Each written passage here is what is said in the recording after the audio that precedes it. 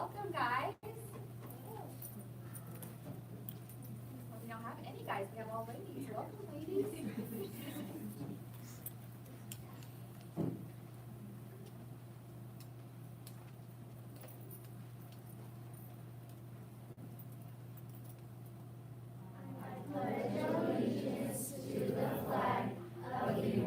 States of America, and to the republic for which it stands, one nation, under God, indivisible, with liberty and justice for all. All right, can you tell us how you got selected to come tonight and do the pledge for us?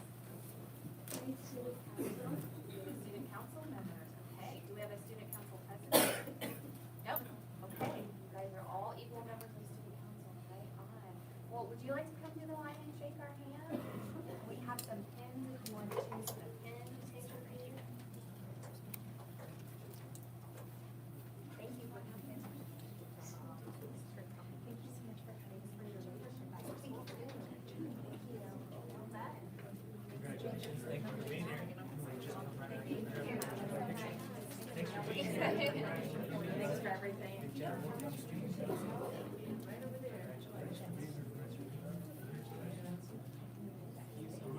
All right, I think we'll also take a picture with you guys, okay? Sure.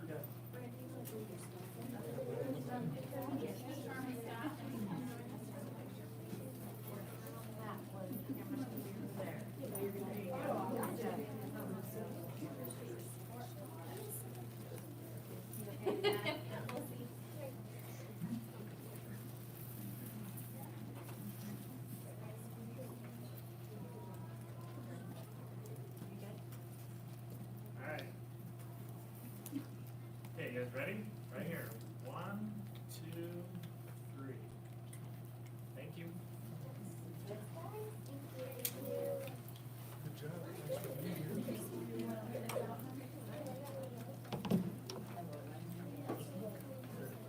How are you? I'm in the case, so.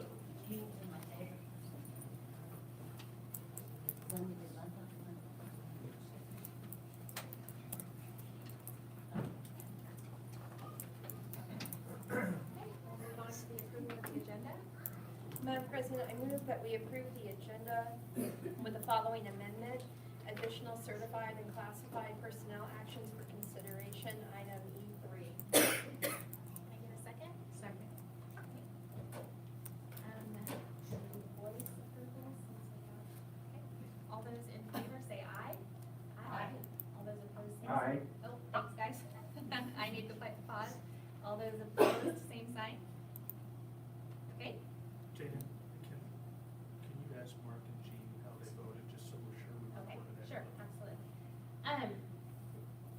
Jean says aye. Okay, Mark, how did you vote? Aye. Okay, thanks, guys. I'll try not to leave you out. I appointed Laura to help me, but see how it goes.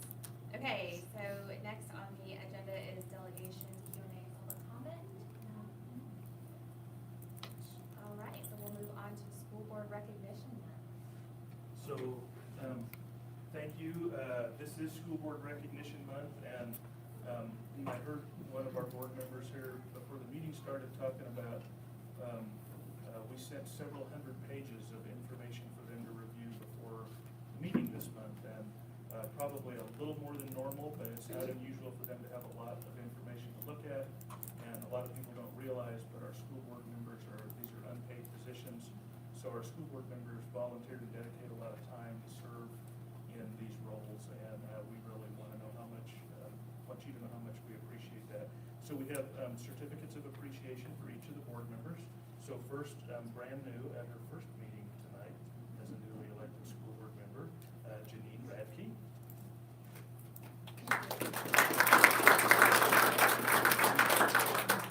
Vice President Laura Boers. Board President Dana Naniga. And Board Member Jennifer Stanley. We also have certificates for Dr. Tim Hannigan, Jean Clifford, and Mark Root. Mark and Jean, sorry, we don't have a way to hand these to you through the phone.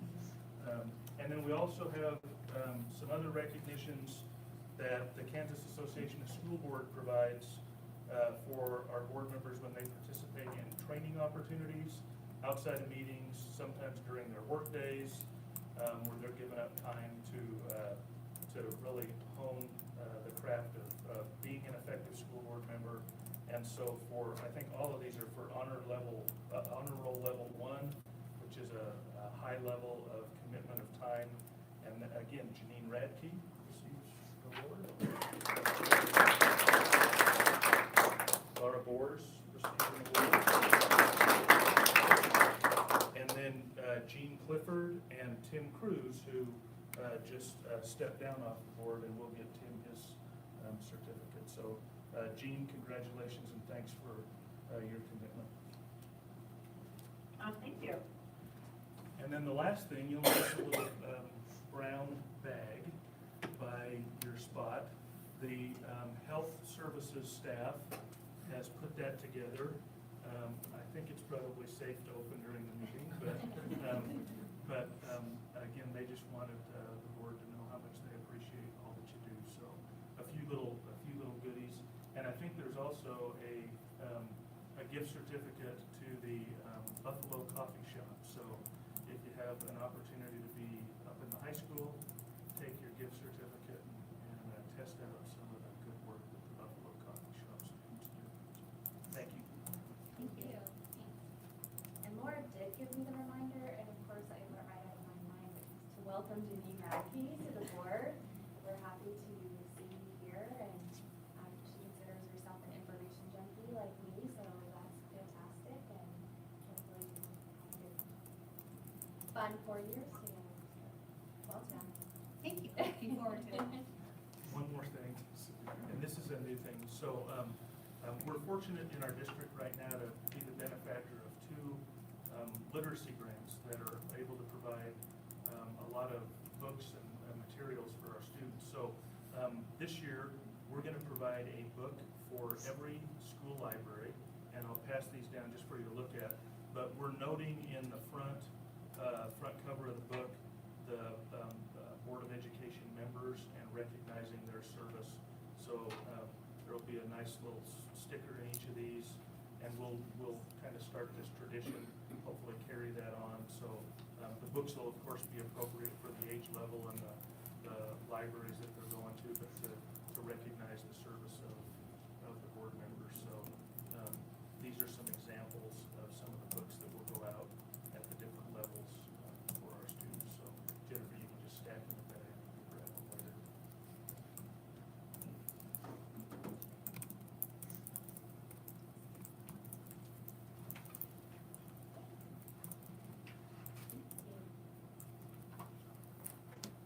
All right, as we browse through those, we'll go ahead and move on to receive the district audit report.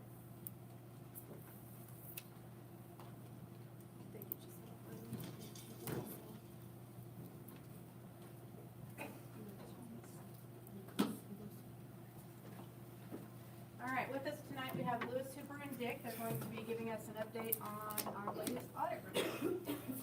It's always a fun topic. Especially to a brand new board member.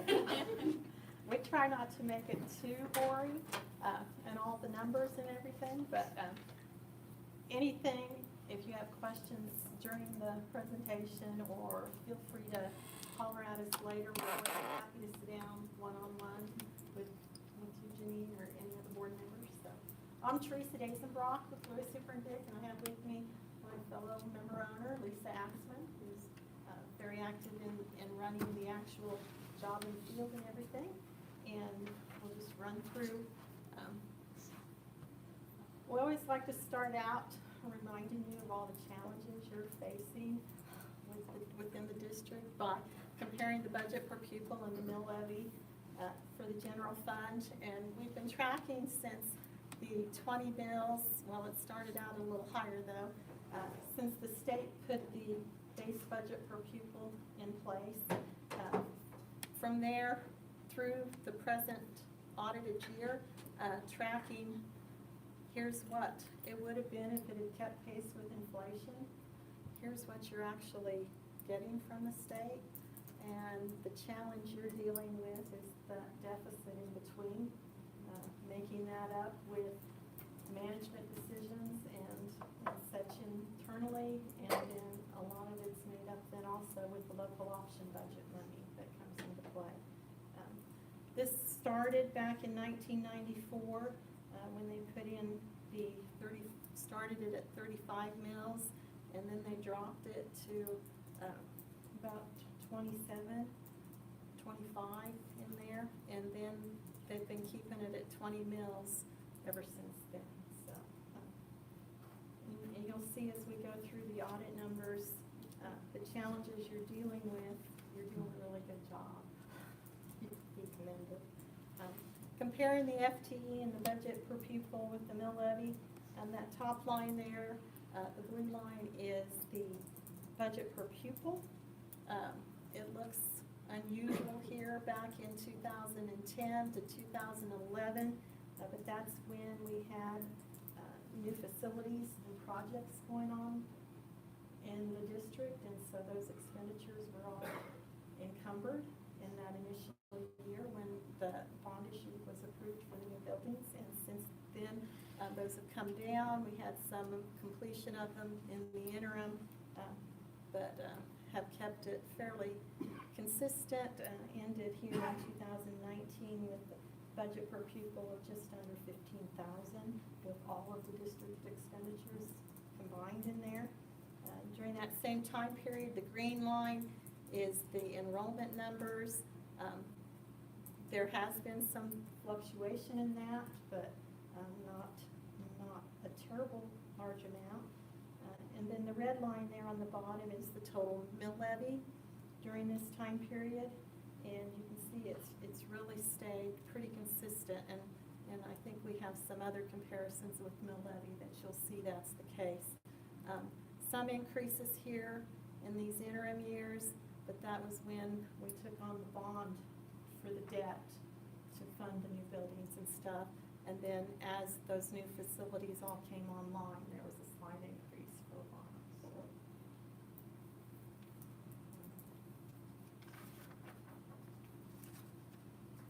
Looking then at fiscal year 2019, it's actual expenditures, comparing them across all the funds.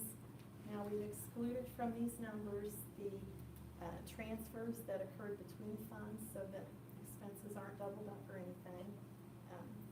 And these numbers come right out of the audited budget report numbers. So you can see percentage-wise, this is just the single year. Comparatively to the prior year, it's a very similar picture. Individually, probably the thing that I think the state seems to concentrate on is how much did you spend on instruction in total. And although instruction itself here is only 46%, the other expenses that tie into instruction, because a lot of what the teachers do, they can't do without the other sources. So student support services, a large part of the healthcare and CAPERS expenses are for the teachers. We've also got the instructional support staff down here. Just those 5 areas, I guess there's 4. Those alone with the instruction total 68%, which is where we've consistently been for most of the last 5 or 6 years. 2017, we were actually up at 69. But, argument is that those are the main ones, but really we can't provide any of the instruction services we do without all those other supporting areas also. Actual expenses in the current year percentage-wise, instruction was actually up a little bit with healthcare and CAPERS being down. Facilities was up a little bit. Looking at the dollars, though, you see it a little differently. And here we have the 10-year history for you. Facilities acquisition, that looks unusual, but that was when the expenditures went on for the bond issues, the expenditures for the new building. So that was back in 2010 already, so that'll be dropping off there in the comparisons next year and won't look so fun. In the healthcare and capers area, you see there has been some increases there the last couple of years as that funding continues to increase. You see the increase this year, dollar-wise, in instruction area was up quite a bit. And then as the new facilities came on back in 2015 or so, we saw some increase in the operations and maintenance costs within the district, as would be expected. Now, taking the same approach with the receipts on how we funded all those expenditures, here again, we've excluded the transfers, so we're not doubling up anything. You can see state sources is the largest part of our funding, 66%. That's actually down from 68% the year before. We did see a slight increase in the federal sources, up a percentage point. And then interest and other, unusually, would be up a percentage point this year. But I guess maybe one of the keys out of this picture, if you think of this pie as every dollar that came into the district to fund all of the instruction and operations within the district, of that dollar, only 11 cents of it is coming from the local tax money, which is right here. And that's been pretty consistent from year to year. Comparing the dollars now with the same approach, you can see we got the bond money in for the buildings. That'll drop off of there next year. But here in the taxes, they actually, we had a decrease there in 2015. You know, some of the decrease could be attributable to valuation. A large part of it, though, really is the state changed the way that 20 mills they levy is reported in your information, in that it's no longer considered taxes, it's considered state aid. So you see a corresponding increase back there in that time period. There were also some changes in, you see some increase here in the federal resources, while state resources were down. That happened to be the time period when what they referred to as era money was going on and being passed down from the federal government to the state, and the state was passing it down as part of their obligation to meet their requirements for funding at the district. So what normally would have been state money was federal money, you know, for a couple of years. So now your federal money is pretty well leveled off for the last few years. You did have a slight increase in fiscal year 19 as you took on the new LINK grant. It was. I think that's in place for a couple more years and was to be in the range of $1 million a year. Health insurance has been fairly steady. A little bit of the trend is for a little bit of increase, but not too much difference there.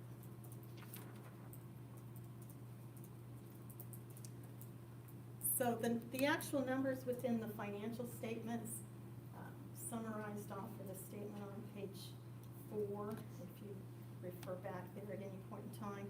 This year, the total funds of the district were about $28.5 million. That was actually an increase of about $1.3 million.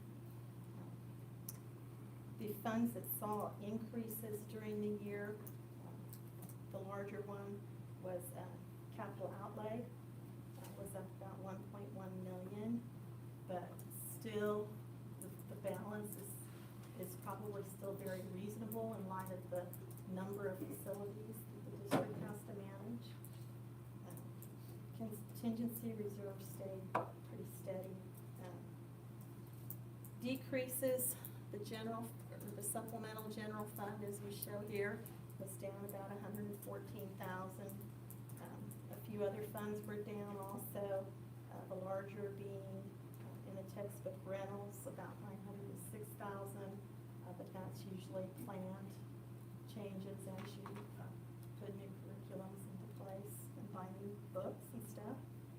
Grant activity was down a little bit. And then the healthcare reserve is down about $635,000.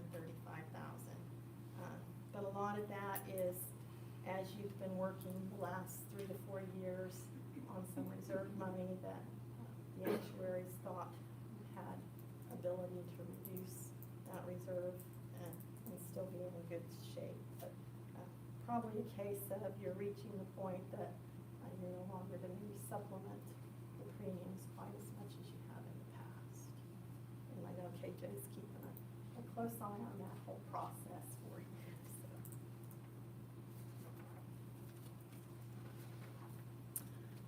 We always like to point out the debt in the district because typically that's not numbers you readily see in the reports that come out of the business office. Detail of these are in the footnotes on the audit report, but outstanding at June 30th of 19, we still had $91.4 million in the Build America bonds that were used for the 2010 facilities that were added on. That's actually down a little over $2 million that we paid off here this past year. And it actually pays off in about 15 more years. They will go by fast, I assure you. Employee compensated absences is an obligation of the district. If all the employees had left at the end of June, we would have had about $1.1 million in funding that we would have had to provide for that. So that was a slight increase over the prior year. So that's kind of some of the highlights of the numbers where we were this past year.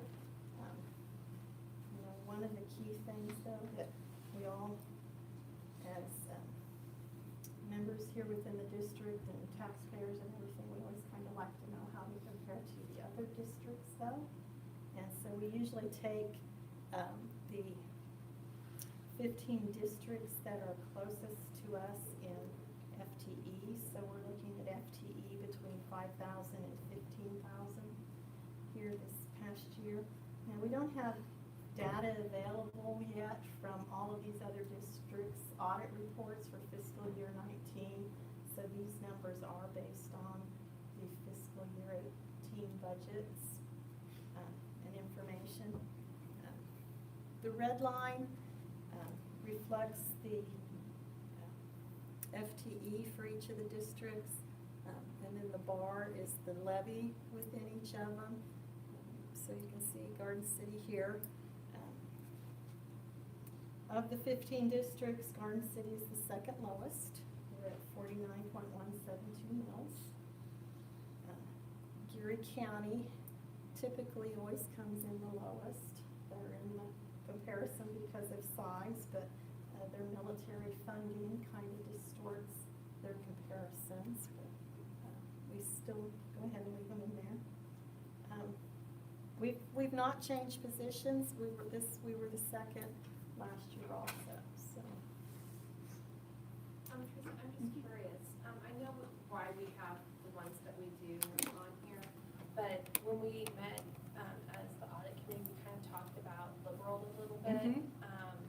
And I Did you have find any information out on that? I do have some information on that, and I was actually gonna, didn't pull it into the graphs, but we've got it noted here to show in a couple, but, whereas Garden, I don't have their FTE for liberal, but, their mill levy, they're at 53.429 mils. So they would fall probably closer in the range here to Dodge City in that area. I actually left the information to share when we look at it by homeowner, so at the individualized level. Okay, So I'm sorry. that's okay. We welcome questions. So. The high there is Andover, and they happen to be at 67.612 mils compared to our 49.172, so. And comparatively. Now, of those mill levies, this graph, the stacked bars is representing what the components of that mill levy is within each district. And of course, the yellow is the 20 mills, so it's consistent on everybody. The red is for bond and interest, so you can see the districts that have a lot of building construction going on. Andover, that's really what's driving their large increase over Garden. The green is the LOB, and you can see there's a number of them that have substantially larger LOB levies than we do here. And then the blue is the other miscellaneous levies, capital outlay. Most of them are consistent with an 8 mil capital outlay, which is what we have here at 457.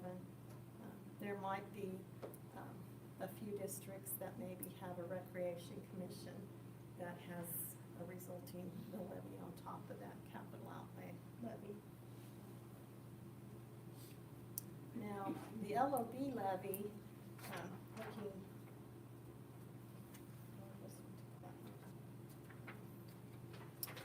looking at the next graph, what we have, here's where we have our comparison to the individual homeowners, because at that level, it puts it all on the same playing field, basically. Of course, Geary County continues to be the lowest, and taxes on the $100,000 home, that seems to be the norm for all comparisons, it's about $455. Compared to Garden, we're in the second spot still at $519. Dodge City, they're at $611 per homeowner. Liberal falls back in here, they're at $568 per homeowner with a mill levy of 53.429 mils.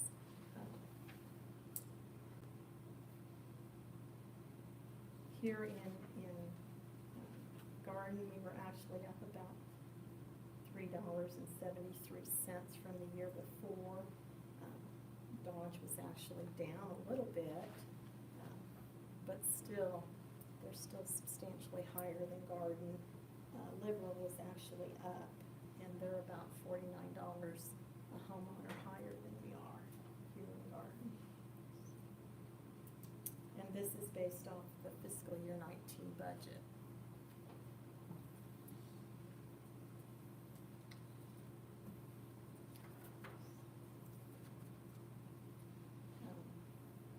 Then looking, the taxes levied per FTE, here again in Garden, we're at $2,429. It puts us the 5th lowest, which is the same spot we were in last year. Of course, Geary County's the lowest. The highest in there is Manhattan, Ogden.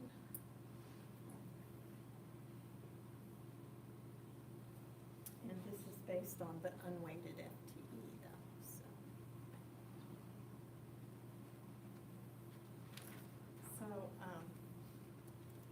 I would say we're doing well with the dollars we have, managing them conservatively to provide the education we have for our students. The audit report itself is an unmodified auditor's report. It's on the regulatory basis financial statements that you present, which is the same basis you do your budgeting on. There were no material weaknesses noted in the audit. There were no question costs on any of the federal grants that were tested. So you really can't ask for much better than that. So, as part of the audit, we always include what we call our management letter. And really there's not much run through that real quick, and the letter to the governing body, and then we'll take questions and go from there. As part of the audit, we're required to report to you any internal control deficiencies or material weaknesses that were identified.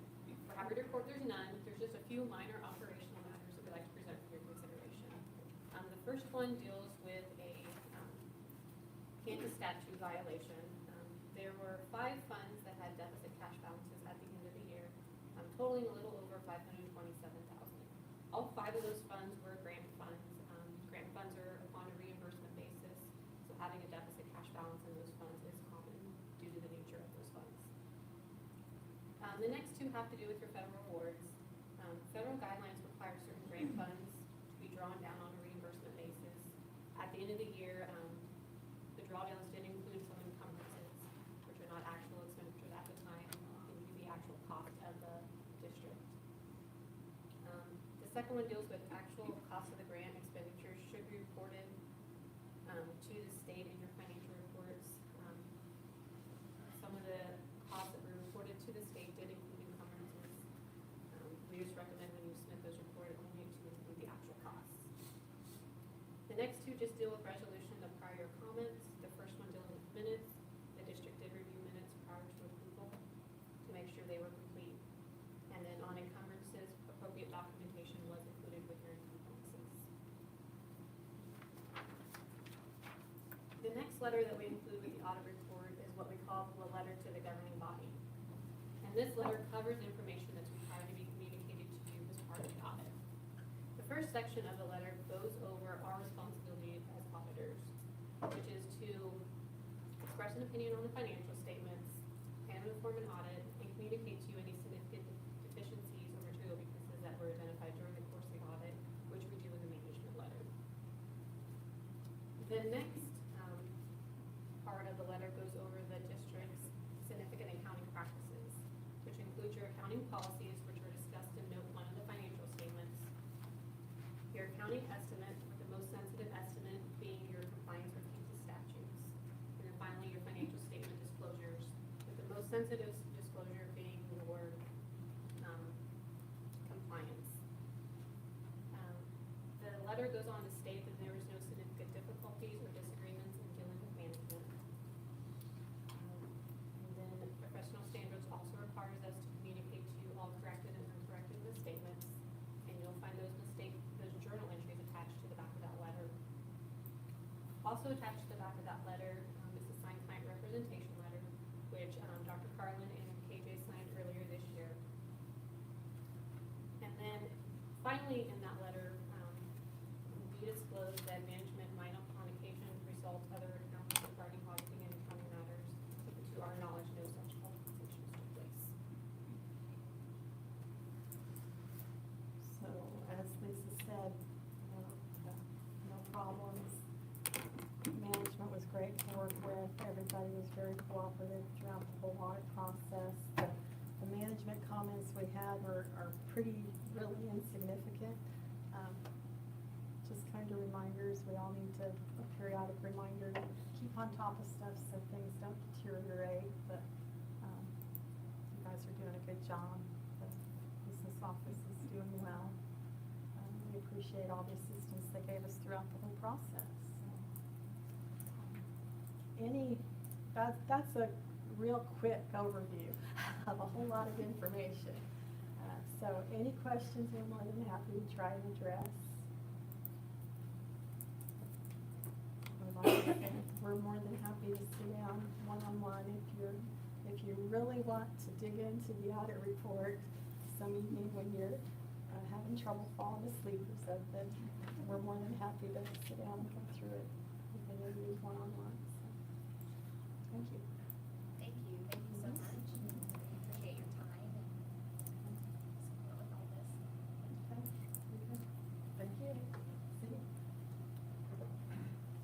Madam President, I might just also thank you. I hear about how great your staff is to work with from our staff, and kudos to KJ. A lot of people don't realize near at the level you guys do all the things that have to go on behind the scenes Oh, yeah. to make all this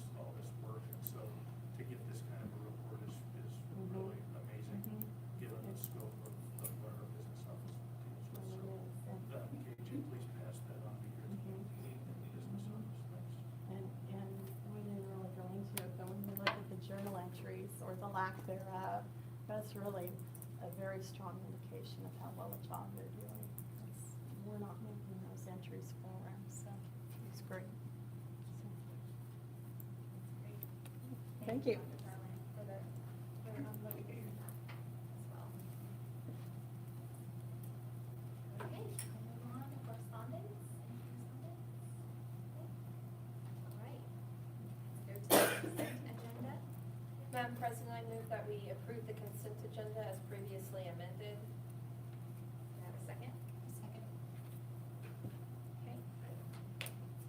All those in favor, say aye. Aye. Aye.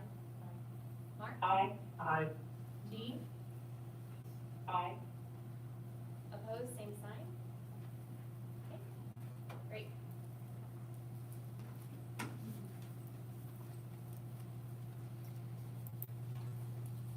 We will move on to the curriculum reports. We have a seal of bilingual presentation. And Dr. Hopefully ours isn't as complicated as that.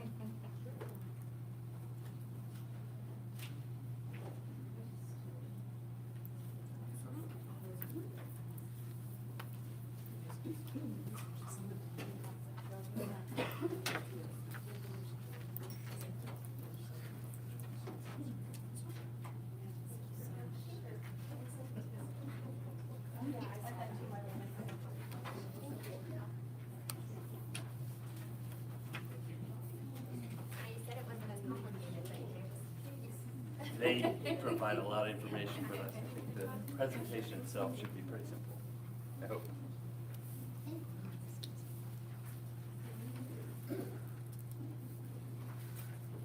When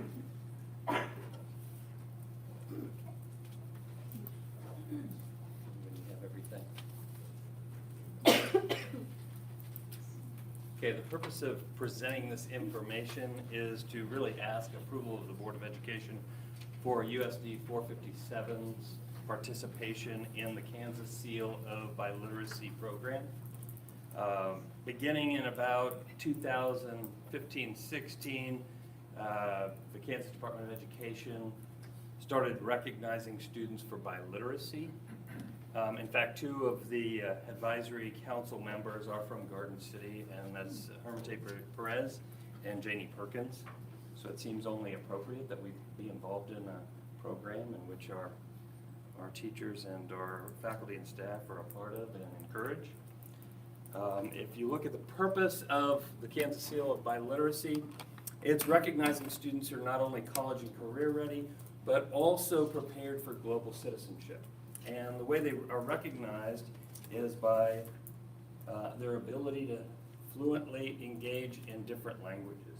So there's some criteria for the Kansas Seal of Biliteracy that we'll go through and some information about it that I think is appropriate for our school district and encourages the diversity that we embrace here in Garden City. The Seal of Biliteracy recognizes students who are proficient in 2 or more languages. English and a vast array of other languages can be tested. We already have certain tests that are appropriate for getting those students recognized. There's really no curricular requirements by the state. Curriculum always plays an important role, such as foreign language classes, ESL, and English language arts, but there's no required courses to get this particular seal on the transcript. Of course, we have students that take AP language, we have ESL students that take different tests and assessments in order to gauge their fluency and ability with languages, but it's not a particular class that dictates whether or not they'll be recognized for their language skills. The state requires that there are some language proficiency assessments to determine the eligibility, such as an AP Spanish exam. If they score a certain level, then they would be qualified to receive recognition from the state.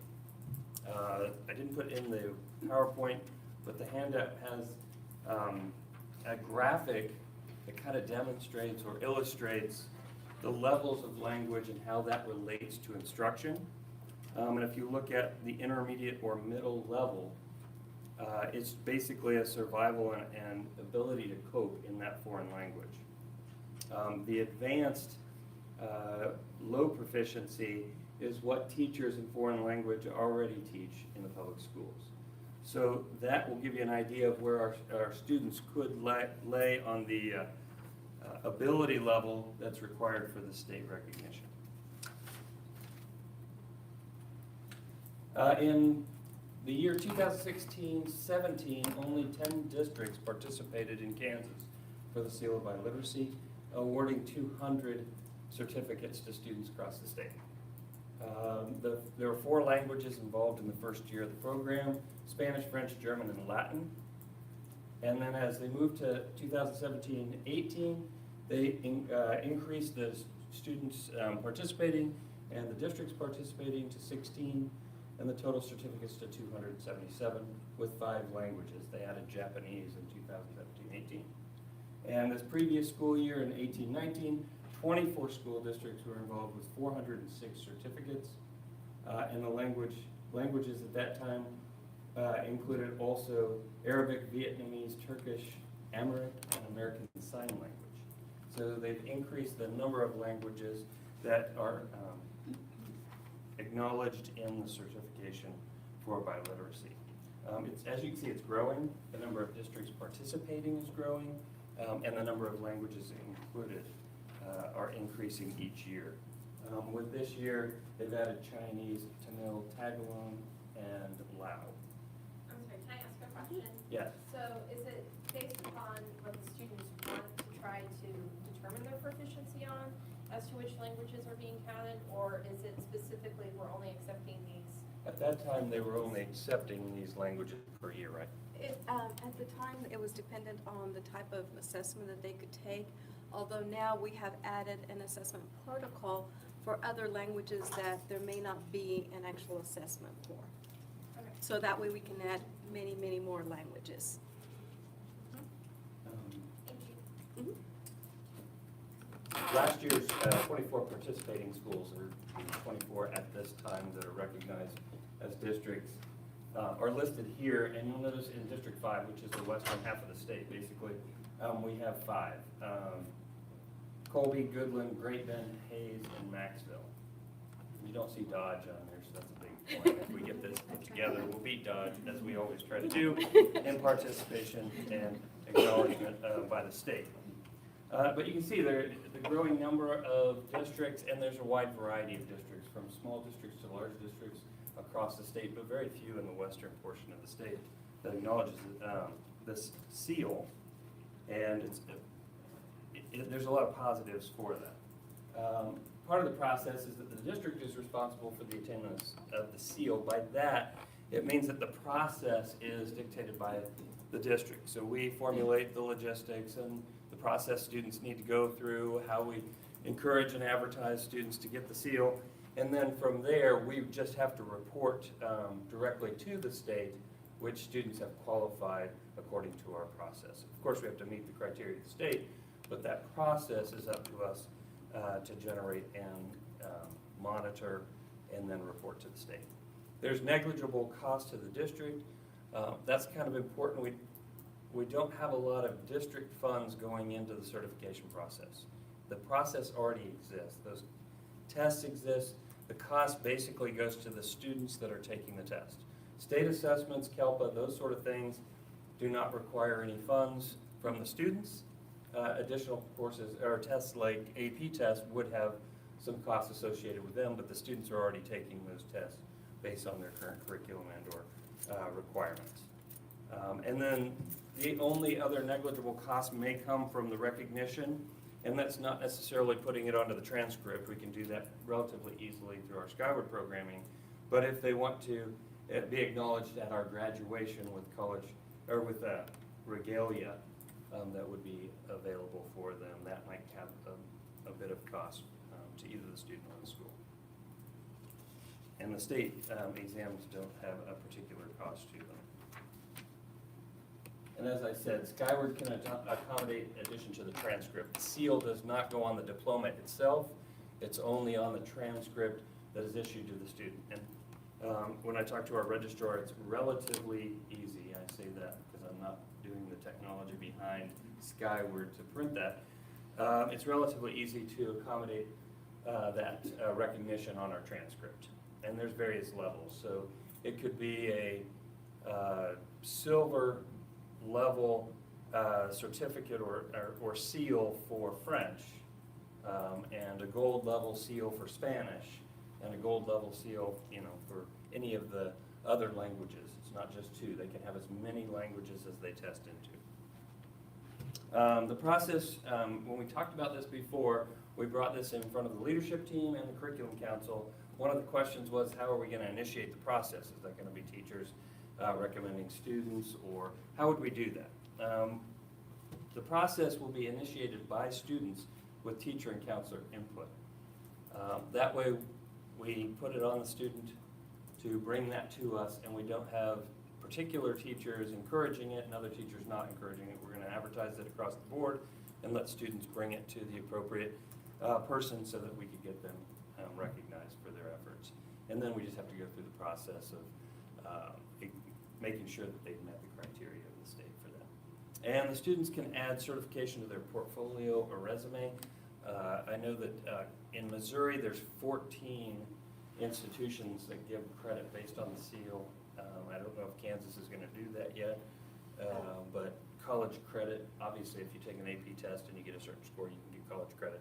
But the effort to going into the seal of biliteracy can also affect their college or post-secondary career as well. And then Is this something that would also potentially be put in a student handbook? Yes, absolutely. We would be adding that to the handbook. yeah, that would as be part of the information. process of advertising and getting the information out to the students.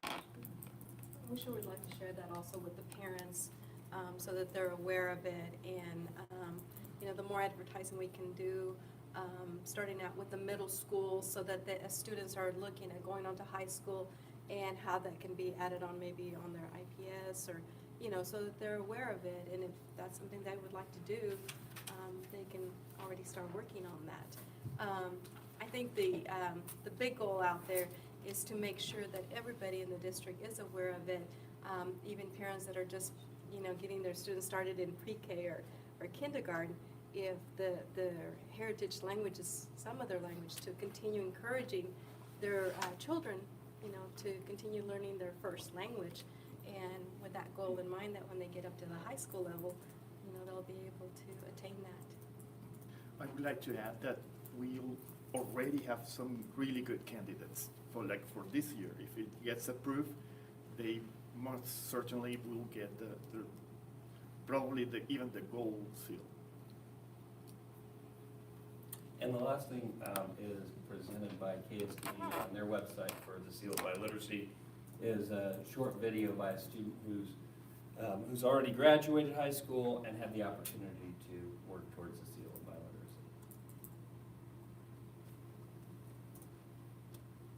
Hello, my name is Alvaro Escobedo. I'm a Salina South High graduate from the class of 2017, and I'm an English language learner.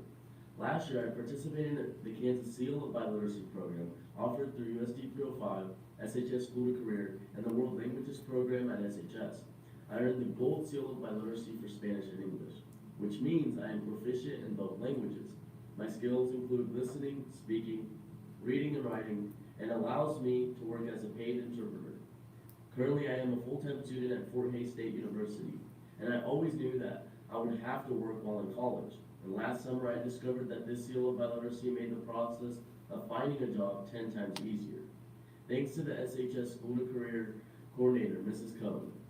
Hayes USD-489 knew I had received the Seal of Biliteracy in Spanish 1 month after I received word I had passed the assessment. The seal helped land me a job paying over $14 an hour right after high school and put me to work in my college town. Today, I would like to address the job opportunities this seal has for you. As the world becomes more linguistically and culturally diverse, employers are seeking candidates who meet the need. Students who receive the Seal of Biliteracy can promote this accomplishment onto their resumes, as well as scholarships and university applications. Bilingual and biliterate individuals are more marketable to employees, and having the seal distinguishes the best applicants from the good ones. This seal recognizes those hardworking students who want to prove they can fulfill the job requirements and help bring better customer service for their employers. The seal of biliteracy is a step in the right direction towards recognizing the value of bilingualism. I challenge you to take the initiative and opportunity your high school is giving you and take the seal of biliteracy test.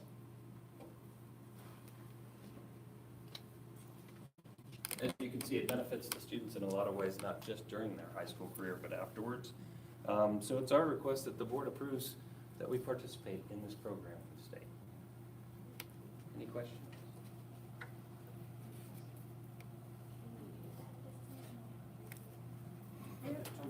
Oh, I told you I'd be reminding that they're there. Madam President, if I may, I know normally things like this, we take a meeting to consider, but to me, this just seems like a no-brainer because it's minimal cost to us, it's a huge advantage for our students, and at least for my high school education, I'm very disappointed Russian's not on there, it's my language, second language. But I think this is something that we should do. I think it's critical for our students at this point, so I move to approve it.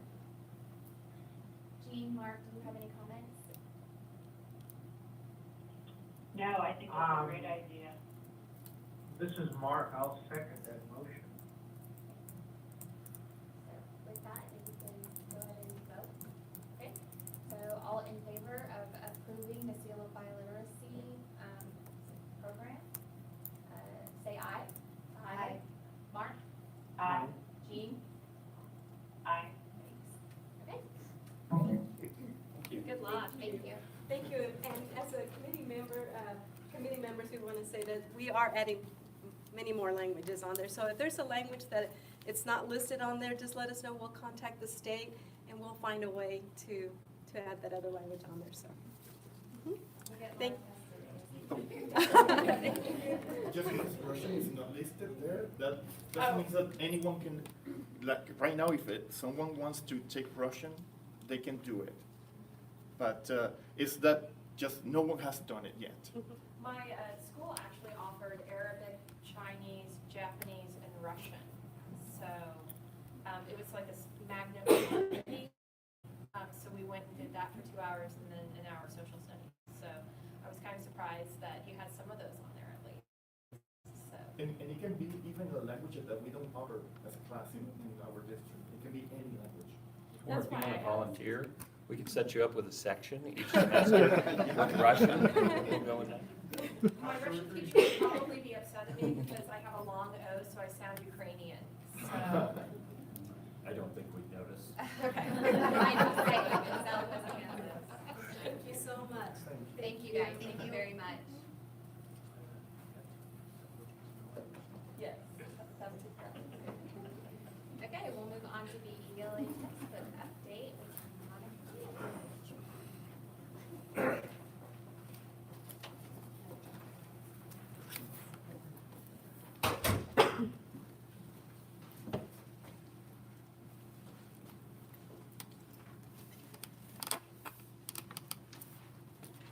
Okay, I'm Monica Diaz, and I've brought some teachers here to help me present tonight. We're going to be presenting on English language arts and curriculum updates. So first of all, I'll let you know that we're in year 1 of implementation of our new ELA curriculum. We adopted pre-K through 12th grade. So Garfield Early Childhood is doing Connect for Learning as their curriculum. Kindergarten through 5th grade is doing Benchmark Advance, 6th through 8th grade, My Perspectives, and 9th through 12th grade, Springboard. So we'll start with Garfield Early Childhood Center, and we have Amber here to present about how that's going at Garfield. Hi, so my name is Amber Shaletta. This is my 7th year here in Garden City at Garfield. I am a special education preschool teacher, and honestly, I love every moment of it. This is my first time being part of a selection process for a new curriculum. So I'm just going to go over some of the things that Ms. Monica had asked us to kind of consider, and so I'll answer those questions that she had, and then talk a little bit about my personal experience with it. And so one of the points that she wanted us to consider was the involvement of teachers in the selection process. And so at our school, we have 20 different classrooms, and so 6 teachers made up a committee. And they kind of looked through a variation of curriculum sets, and then they had narrowed it down to 4. And then those 4 different options were presented to us as a school. And so all the teachers got to sit in and use a rating system, which was based on the inclusion of the state standards. So we kind of walked through each of those 4 curriculums and just made sure that it aligned to our state standards as well as what we wanted to have in our school. And then we used a voting process where each teacher's voice was heard, and so we placed our votes, and then that's how we ended up selecting C4L. And then once it was selected, some of the professional development that comes along with that. We had a lot of in-service time at the beginning of the school year, and actually one of the representatives from the curriculum company came out, and he spent all day with us walking through all the different handbooks, and then the actual theme books themselves. There's an online component to it, so he taught us how to access that as well. And then he gave us plenty of question and answer time, some chance to talk about the curriculum among ourselves, come up with some questions, and then email in, and he was awesome at responding to that. And then we've also spent a lot of time just exploring the new curriculum, diving in. There's a lot of books in that, preschool level books, a lot of which I've never read, and then a lot of some of my favorites as well, and so we just had time to explore with that. We do have teacher collaboration to support the new curriculum. So we meet weekly in what's called PLCs, or some planned learning communities. So there's unit overviews. There's 6 units that we will be going through, and each unit has its own overview. There's an online component where they show us videos, and they're kind of demonstrating how this could be implemented into the classroom. And then we also have pod PLCs. So our 20 classrooms are broken into groups, I think 4 groups. And then we just kind of work in that and talk about what's working in our classroom. I am a special education teacher, and so there's other special education teachers in my pod, but we also have general education teachers in there too. And so we can really talk about what are your kiddos doing, what are they lacking, what are your kiddos doing, and how can we differentiate between all the different styles of classrooms. And then we also just have like staff meetings after school where we can bring up any issues that we have or concerns and address those directly. There is rigor to the program. There's learning objectives that are aligned with our state standards, and it fits well within our expectations for kindergarten readiness. So we've realigned our grade report card to the C4L strategies, and then also keeping it in line with the kindergarten curriculum. There is different forms of assessments. There are assessments that are built into the curriculum. There's an online portal that I was referring to. So we can sit down with our iPad right there, and as our children are doing these activities, we can click on it, and so it's accumulating it over time. So that's really awesome because a lot of the learning is done through play, and it's in the moment, and it's not necessarily sit and name flashcards. So it's, are they accessing this information, and are they applying it to their actual learning? So it's been a lot of fun. There's some student success, and I've got a couple of pictures right up here. Each theme, there is a cumulative project that each classroom is doing. And so this is one, we did the coral reef. So each picture is from a different classroom, and so you can kind of see how each teacher gets some ownership in that lesson, and how they kind of just build upon each other to create a bigger project. So it's very thematic, and it allows the students to learn through play, and it's really incorporating their imagination, which is just a lot of fun. And then our success stories, again, they're in the pictures, and actually if you'll show the next one here. This is snapshots from my classroom. We read a book, it's called Not a Box, and there's very little words to the book, but each page, there's an adult asking a child, what are you doing with this box? And the child keeps responding, it is not a box, it's a race car, it's a spaceship, it's whatever. And so we just threw out some empty boxes and allowed them to take that story and kind of run with it. And so here they're just kind of sitting in it, mimicking the story. They were making the race cars and the spaceships. And then the next 3 are snapshots from a video. I couldn't figure out how to upload the video. But they took this and they turned it into the three little pigs and the big bad wolf. And so they were hiding in their boxes, and the student would knock, and they would role play. It's the big bad wolf, and then, so they'd get out and they'd run to the next. So then they had 2 in the box, and then they had 3. And this lasted for about 3 days, and then the boxes had to hit the recycling bin. But I really appreciate it. We're really trying to bring play back into the classroom. There's so much authentic learning that happens in play, as opposed to sitting at a desk teaching a kindergartner or a preschool student how to operate a crayon. So that's kind of my spiel on it, and I just love it. So I want to thank you guys for that.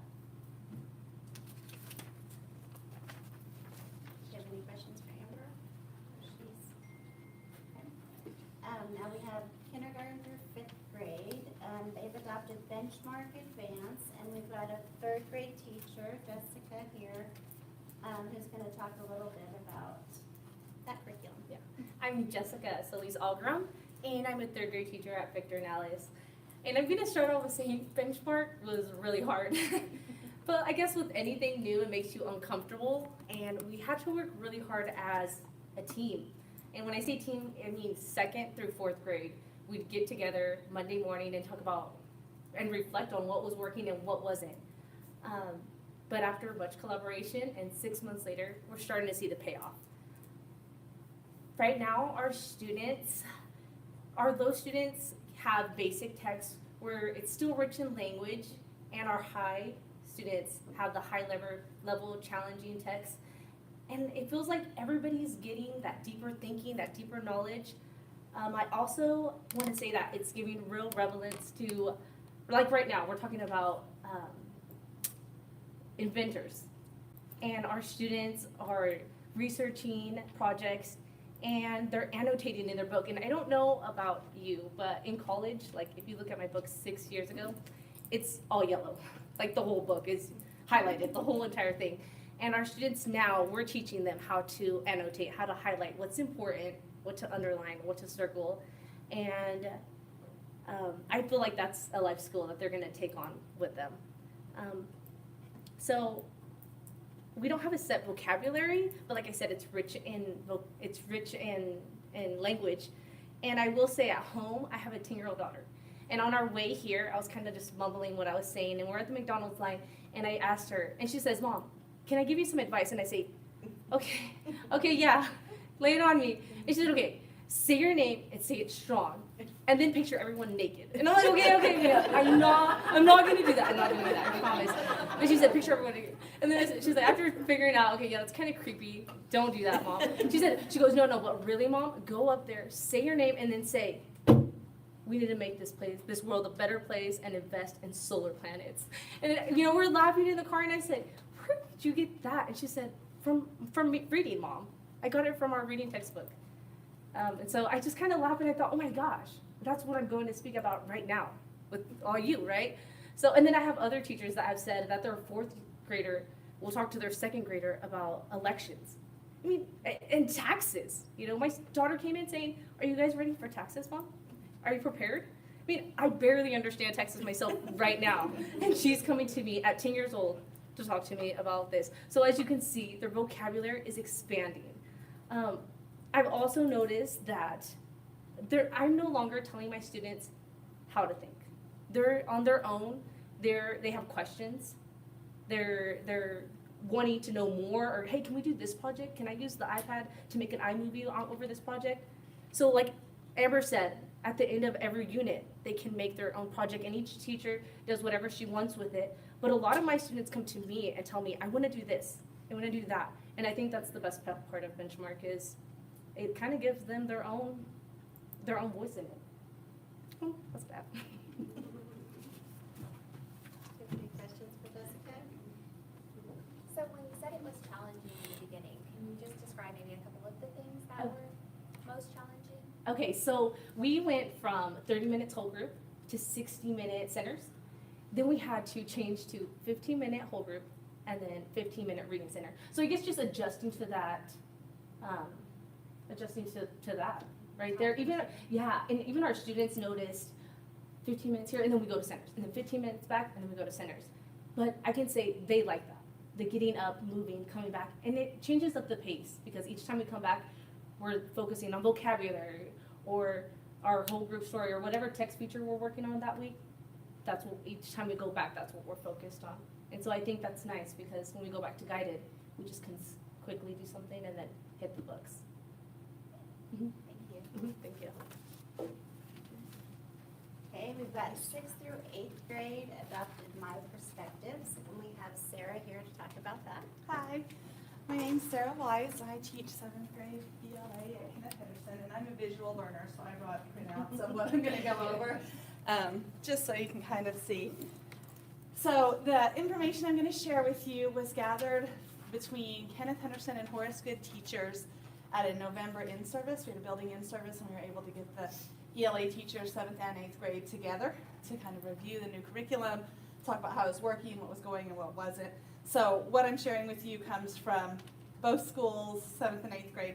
We weren't able to coordinate with the 6th grade schools, but so this isn't just my 2 cents. I just typed it up and made it pretty. So, okay, so basically the format of our new curriculum has 5 units. And each unit has 3 components. It has whole group, small group, and independence. And so with that, and then it just cycles through that same format each unit. And each component has several texts within it. Several texts we do as a whole group, teacher-led, small group, teacher-facilitated, and then independent, where they take the skills they've been practicing on in whole group and small group and work on it entirely by themselves. There's quite a bit that we love about this new curriculum. One of the things is it does have high relevance, high application of real-world skills. The topics are things that they're interested in, invested in, they hear talked about in the news around them in their day-to-day lives. The repetition of that format allows consistency and the forming of classroom habits.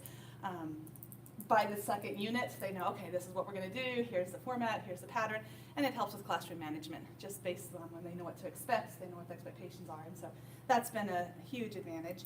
We're really enjoying the small group student-led piece because it's teaching students how to work as a team, it's teaching them to take accountability for themselves, how to work, come to a consensus on different topics, and just we see a lot of real-world application in that piece when the teacher steps back and says, okay, you guys take this, and the division of labor. We also, one of the unique things about it that we really appreciate is the whole group text and the small group text, everybody does the same text. But when it comes to the independent reading, they're given 6 to 8 selection choices, and the students get to choose which text they're going to read to do the assignments on and which ones they're going to read. And so it gives them some personal investment in that, and that ups their not their entertainment, but their focus on it because they are more invested in it, and they have some ownership over that. We love that it includes many multimedia components. It's not, although obviously it's heavily weighted in literature and nonfiction text, it includes evaluation of different art pieces, media clips, videos, interviews, poetry, and so that it's a very well-rounded piece. It's teaching them skills and vocabulary outside of just the basic open the book and turn to page 3. And again, the spiraling of content has been very helpful in helping build expectations, helping them get to a deeper level of thinking because they already have the foundation laid. We love, I'm so excited to hear that the elementary has the consumable textbooks. We love that this has the consumable textbooks. The students are annotating, they're color coding, they're marking, they're making notes in the margins, questions that they're going back to later, here's things that we don't. And it's just something we've never been able to do before. And we're very, very much enjoying that. We never want to go back because they're able to interact with it so thoroughly. We like the 21st century skills. Like I said, there's 5 units. And each unit, they have a multimedia presentation they have to come together and create in their small groups. It has to include visuals, text, audio. And what we've done with this is, for each unit, we've chosen a different platform to teach them. And so at the end of their 7th grade year, they have 5 different platforms that they can create multimedia presentations on. This year, because it's brand new, we're all doing the same ones. Next year, 8th grade will do 5 different ones. So when we send them off to high school, they will know 10 different programs, 10 different ways to create a presentation that incorporates media, audio, and visuals. And we think those skills are obviously where we're at now. They're just relevant. So those are some of the things that we absolutely love about this new one. We have encountered some challenges, but we've tried to address them as they've come up and not just throw up our hands in despair. there is some rote repetition of questions. We find they're asking the same questions over and over and over with every story, which can get old. We work on that by changing the presentation or the product method. Okay, this time you're going to create a poster, and this time you're going to do an interview with someone to answer that. And just try to mix it up a little bit so they don't get old. It doesn't get boring. The pacing is incredibly intense. It is much faster than anything that we've done before. And we've been asked this year to really try to adhere to the recommended pacing guide, especially this first year, just to give it a fair shot. And that has been something that's been a challenge. It's going much faster than any of us have done before. A lot of us have felt that maybe we're not able to hit the depth that we want to because we've got to move on to the next one. We've addressed this by prioritizing activities. We look at what is planned for the day and the most important skills, the ones they're going to have to come back to, some of the core skills. We make sure we do those activities at the beginning, at the first, so they get hit and they get hit hard. And then some of the skills that maybe aren't going to be as relevant as necessary are towards the end. We may still hit them, but maybe not get to spend as much time on them. So that's how we've addressed that one.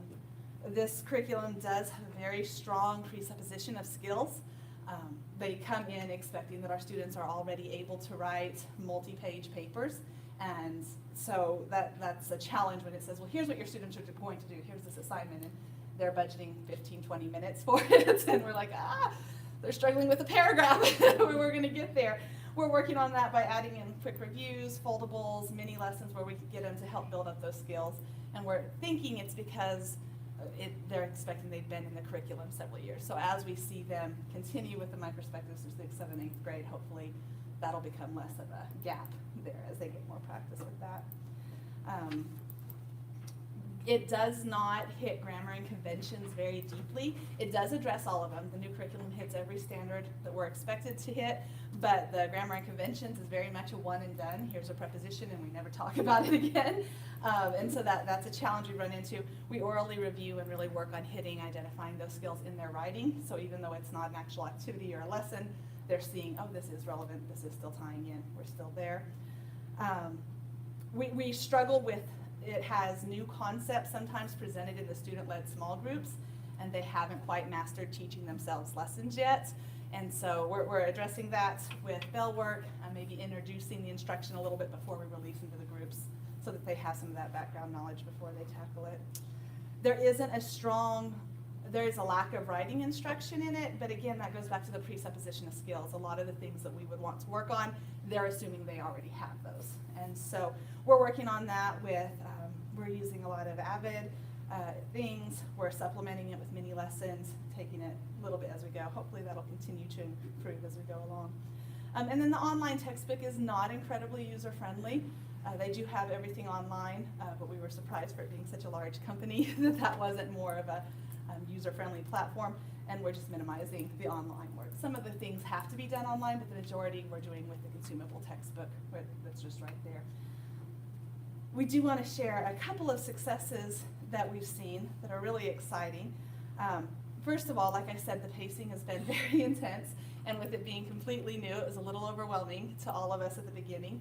Their lessons, they estimate, are 45 to 50-minute lessons for each day, and at the beginning of the year, it was taking every bit of 90 minutes to get through, and most days we were coming out like, I didn't get to this, what about you? What do we do? Do we, come back and hit that? After 6 months, I guess not 6 months, but after a semester in, we found that again with that, the students learning the pacing and kind of rising to the challenge, teachers getting a better feel for how the outline works, we're down to them lasting about 60 minutes for the basic contents of what it is. And that gives us about 25 minutes to do those mini lessons to help catch up on the skills that they're lacking to reinforce the things that we haven't. And so that's really exciting progress, just remembering back in August when you were leaving class exhausted and gasping for air and I didn't get to anything else, and now able to add some novel studies in that they provided us and some extra things like that. So we're really enjoying that. Another one that we're still kind of riding the high off of is, well, you don't know, but every 7th grade textbook, regardless of the company, teaches a play version of Charles Dickens' A Christmas Carol. They just do it. It's staple for 7th grade. Several years ago, we decided that our students were actually going to be able to handle the original text, Charles Dickens, And it's public domain, so we could make a copy of it and give the students a hard copy so they could annotate. That was our first experience with students actually writing in. And it's difficult. It's a stretched text. You guys know Victorian English, Charles Dickens, his sentence structure is not super easy. But we've held their hands and drug them through it, kicking and screaming for several years. And again, this year, Pearson's no different. It has a play version. And again, we said, no, we're going to stick with the original Charles Dickens. This is a great chance to expose them to some classic literature, some background that they're going to need. And so we did, and we are braced because we know what this is. And it wasn't. The students did not struggle with the rigor nearly as badly. Their fluency was greatly increased. Their comprehension was greatly increased. And the only explanation we can figure out is that the higher level of rigor in all the text up to this point had better prepared them for it. So when they got there, we were ready for the, oh my goodness, what are we doing? And we didn't get any of that pushback. We didn't get any of that panic. Even our lower level students had much higher scores on the same test that we've been giving. And so that was really affirming for us that, it's working. There's actually going to be some positive outcome from this. You know, all of our sweat and toil was paying off. So we're very excited about that. From here, we're looking at how we're going to strengthen the writing instruction, how to supplement that until their skills get stronger, how we're going to continue to reinforce grammar and conventions, and then we're really looking at appropriate adaptations for students with additional challenges. Again, the pacing is very intense, and we're finding some of our students who have additional challenges, our CWC classes, especially our special education ones, they just need more time. They need it. They're able to handle it with the supports. We're not wanting to cut it back and say, oh, well, you can't do this. But at that pace, it's pretty intense, and there is some struggle there. So we're looking at how can we adapt that, not lower the rigor, not take it out and say they don't, but meet the needs where they're at so they're able to find success. So those are our goals for the next year, year and a half. So any questions I can answer? That last one was probably my question, and you answered it with that, was just, does it help teachers to differentiate the work with all the different levels of students? But it sounds like it is a challenge and something that you're looking at. It is, and we were asked to really try to implement it with complete fidelity, at least this first year, so that we could see what it offered, and then we could adjust it. And so we very much have been trying to adhere to that, but there is going to have to be some adaptation for that, because there's some students that, a lot of students who need that extra support, and they need a little bit more time. And while you can say, well, you can take it from home, we all know that doesn't necessarily happen at home, so we've got to find some ways to get that in the classroom a little bit more. So, Thank you. all right, thank you. Okay, this is the high school, and we have Wendy here to talk about Springboard. Hi, I'm Wendy Terpstra. This is my 24th year in the district, but only my second year going with like a textbook adoption. It's only my second time going through it. So I just want to say I have been very blessed and excited by this experience, to be part of it from the get-go and up through the implementation, and I'm excited to see what it's going to bring the next couple of years. So I think a lot of our grade levels are very much similar. This has been a challenge for us from the get-go. First of all, since I've been at the high school for 24 years and the same textbook for 17, I was the go-to. I was like, oh, well, this should take you this long and this long. And this year, I'm like a very first year teacher all over again. It's like, oh, I don't know. Students are asking, what are we going to do on Friday? I'm not going to be here. Okay. Catch me when you get back, because, I mean, it's hard to tell. It makes me a little uncomfortable, but I think that's part of the challenge, and that's part of the excitement, because I don't like to do things the same every year anyway. And so this has been so much fun. Like the other grade levels, it's been challenging for the students, just the rigor itself. Springboard is created by College Board, who also creates the AP tests. And so the teachers were very apprehensive to adopt and to implement this, just because AP is attached to it. And a high percentage of our population is not necessarily AP bound. And so a lot of teachers were very nervous, and with our beginning of the year in service with the company, that was one thing that I was very happy that they addressed. And they showed us a video of an on-level class that was actually doing a Socratic discussion with great application of their, level of thinking, their critical learning skills, their, discussion of a novel. And once our students saw that, they understood that we can do this. Our students can do this. And it's not that they didn't think so early on. It was just, when you are set in front and you know that, it's aimed towards a different clientele, it's kind of scary. But we have done a lot of work. We work together. We don't get together nearly as often as some of the lower grade levels in PLC groups, but at least once a month we are getting in teacher grade level groups, trying to go through and see what it is that the next unit has to offer, to go back and see what worked in the first unit. There is so much material. And when you look at their pacing guide, I don't even, they must have year-round schooling. Because it's like it's gonna take 60 class days to do this one unit. And we know we can't do that, so we've looked at what are our essential skills that we want to have them take away from the unit. What are some common anchor pieces and anchor activities that we want all of our 9th grade, 10th grade, 11th grade students to do. And it's been fun to go and do that as a core group of teachers.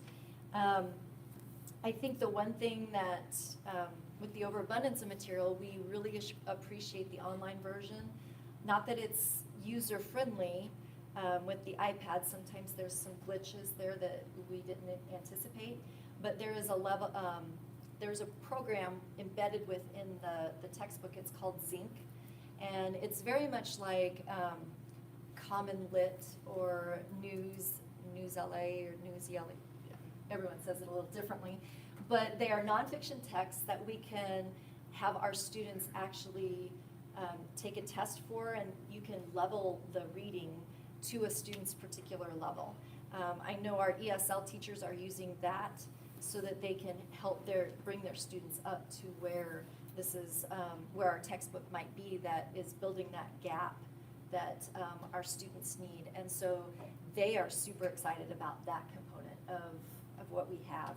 And so I'm excited to see what I can do to implement that in my side of it. But we are, I'm also working with, I'm part of the Link Grant virtual coaching, and one of my goal actually for the virtual coaching is to bridge that gap, because like Sarah said, they have some skills that they assume you already know, and it just jumps you right in there. And that's my goal with my virtual coach, is to create kind of, well, it's still my goal. So I'm working so that I can help get ideas from her, because she's more ESL, ELL based, and she is helping me see where I could go to get some ideas so that I can take them to our teachers and help bridge that gap so that our students can be successful with this. I do think our students are successful. They are so excited for consumable book. They're like, I can write in this, it's mine. And just the light up of some of their faces was just amazing. And like Sarah said, they have taken ownership. They've created their own kind of, when I do this, that's what I mean. And they've created their own symbols and notations. And it's so fun to watch them grow and to attune that to their own learning and what's going to work for them. Our numbers right now are down for semester school. Semester school is where we have our students from the 50 to 59 range get 2 weeks from now until next Friday to recover that credit. And our numbers are down this year. Like, I wouldn't say a lot, but they are down. And so that must mean something. We are doing something that is working and gaining ground for these students. And I think that's very cool. I'm excited to see, like I said, what's to come. The one thing that I also really like about the book is that it gives us best practices. It suggests that we do think, pair, share, and then we also have Socratic discussions, and these are all best practice skills. And as an all AVID school that we're trying to incorporate, it just reinforces all of the things that we are asked to do along the way. And I think that's valuable to be able to not say it's one extra thing to do, but they're actually helping us become better teachers. So I'm, like I said, I'm very appreciative for this opportunity, and I'm excited to see our students from this year to the end of the year to the next year, and see how much they can grow and see their confidence. Do you have any questions? So the zinc, is that what you call it? Zinc? Uh-huh. So that's not been implemented yet, but it's a component that is like, that you want to explore and use more so? Yes, on my side, it has been implemented with the ESL teachers, Okay. because they have their own, well, it's not self-contained, but they have their English 1, 2, and 3 that the ESL teachers do the same curriculum, but for students who aren't ready to go mainstream into our classrooms yet. And so they are implementing that on their side and noticing that they can level it. So if you have a student who's, you know, at a first grade reading level for English in their classroom, and then one that's maybe at a fourth or a fifth grade, they can assign texts to each one that is right on target for their reading level, with questions and writing and, you know, reading strategies. That's awesome. And so can that be implemented outside the ESL, Yes, classes? That yes. could be like, And that's what I'm hoping we can do. It's kind of in my head, baby steps. Let's try to, you know, dip our foot in the water to see what this will do first, and then maybe next year a little bit more of the online component. And since the ESL teachers are taking that on, what a great way to, you know, combine our departments. And, you know, we try to work all together, but there are times where, you know, we know that there's gaps and they have to do something different. And I'm excited for them to say, this is something that we can all do and show that. great. And so when you talk about your goal with virtual coaching, you're talking about coaching the teachers, right? Or, Right. Okay. Right. I just wanted to make sure. Yeah, that's part of my Link Grant coach.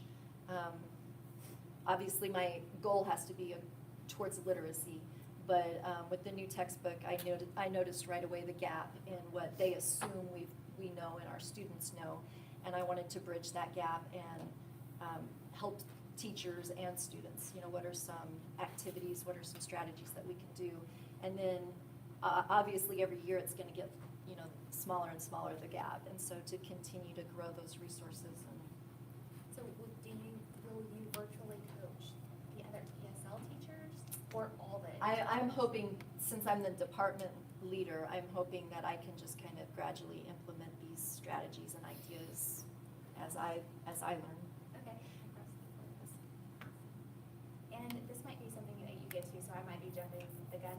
And forgive me if I'm completely off, because we've had a lot of different presentations. I can't look them straight. But was there a component of follow-up training or with this curriculum that was adopted? Yeah, each different curriculum has a package of professional development. So we've got upcoming professional development purchase that we'll plan for in the fall and maybe in the summer. We just need to figure out the best time to reach all teachers. But yeah, that's coming. Thank you. Thank you. Okay. So in addition to that curriculum, we were also able to adopt a new ESOL curriculum for 5th through 8th grade students attending newcomer or self-contained ESOL classrooms. That's a curriculum they haven't been able to use before, or it's very difficult to find an ESL curriculum for newcomers and for the very low self-contained ESOL classrooms. But thanks to Link, we were able to purchase iLit, which is also a Pearson product, which 6th or 8th grade is using as well. This is part of the professional development that we've already attended. Last spring, at ELA Initial Curriculum Professional Development for pre-K through 8th grade. This past summer, we had 3 days of high school implementation training, which included administrative training. This fall, we had 2 days of ELA implementation training, K-6. Just last month was our implementation training for iLit, and we will we're in the process of implementing that January of this year for those classrooms. We have continuous on-demand ELA professional development opportunities on Power Learning. So even if some of the teachers were not able to attend a training, some of them, if the company allowed, we were able to record and provide that for those that couldn't attend the original training. We make sure to review the surveys from our professional development, get feedback from Power Learning, and make sure we're addressing any needs that the teachers have with their curriculum. Again, like many of them stated earlier, they're doing an amazing job of taking it upon themselves to utilize collaboration time and plan for the new reading series. They're doing this after school, over email. They've got some private social media groups that they're doing some collaboration on, and of course on our district professional development days.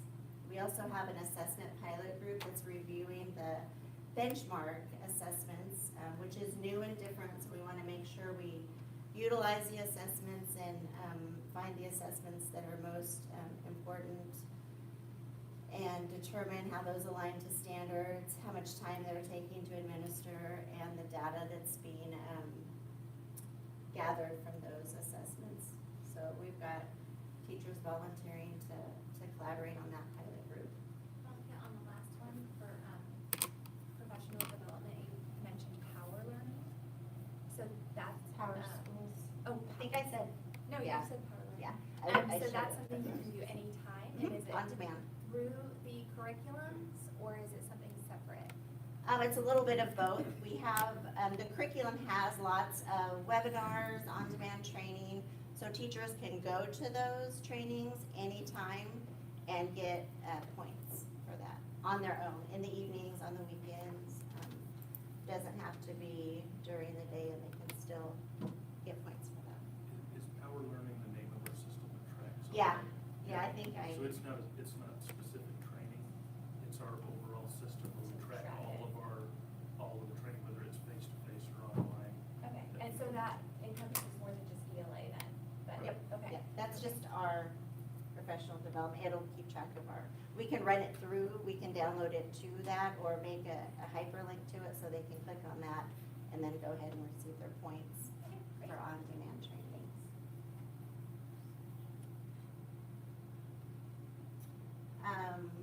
So I'll talk a little bit about LINK, just an overview of our grant.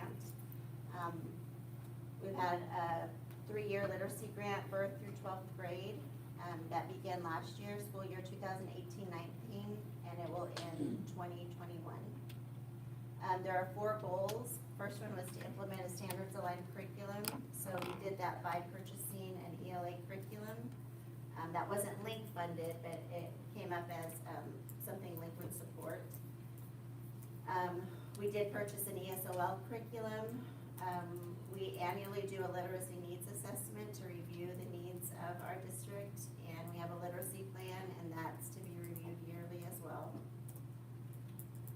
Goal 2 is to create effective community involvement and partnerships. So we were able to hire a community liaison and grant facilitator through LINK. We participate in scholastic parent engagement boot camps and learning labs, family engagement assessments. We're also offered the opportunity to participate in community supporting early literacy grant through the Kansas Health Foundation, and I'm right in the middle of working on that grant to support community and family engagement. Goal 3 is to implement standards aligned and evidence-based instruction. So we've been able to do lots of instructional coach and professional development for our coaches. We were able to implement a framework called VOICE, which makes sure that we reach our students by exposing them to vocabulary, objectives, interaction, comprehension, and evaluation, best practices, things that we know that are good for all students. Southwestern Plains Regional Service Center consultants are providing professional development and creating training modules, again, that teachers can go to on demand when it's convenient for them to get training. We were able to also provide some administrative professional development and coaching, professional development opportunities and conferences that staff has been able to attend. And we were able to purchase a fast forward reading intervention program for all schools K-12. Goal 4 is to implement a diverse, effective professional development plan. So we were able to hire a technology integrationist to help with that on-demand training. He records trainings. He helps us make sure teachers have access to all the trainings for on-demand. We work closely with a professional development coordinator to develop district-wide calendar professional learning opportunities for local, state, and even national conferences. Thanks to our LINK grant, we're able to send staff to those trainings. Again, Southwestern Plains Regional Service Center has offered lots of professional development for us. And we offer a yearly learning summit the last week in May for all staff to attend. We will continue to impact literacy because of our LINK grant through sustaining our professional learning through on-demand trainings, which include videos, modules, train the trainers. Through these opportunities, teachers can continue to earn professional development credits. We'll maintain the programs purchased through our LINK funds. We'll continue to support Board Goal 1.9 by providing opportunities for challenging and rigorous academic experiences at all levels. Retain and continue to build community partnerships and parent engagement. I know I went through that last part kind of quick, but do you have any questions about what were we able to do with LINK in support with our curriculum and literacy? You guys have any questions? Sounds fantastic. Thank you very much. We appreciate all your support. Thank you. Thank you all for your time, and it sounds like it's been a challenging start to the year, and really appreciate the time and dedication that you guys have put into this, and will most likely continue to be putting it as you continue to learn. So thank you very much. Thank you.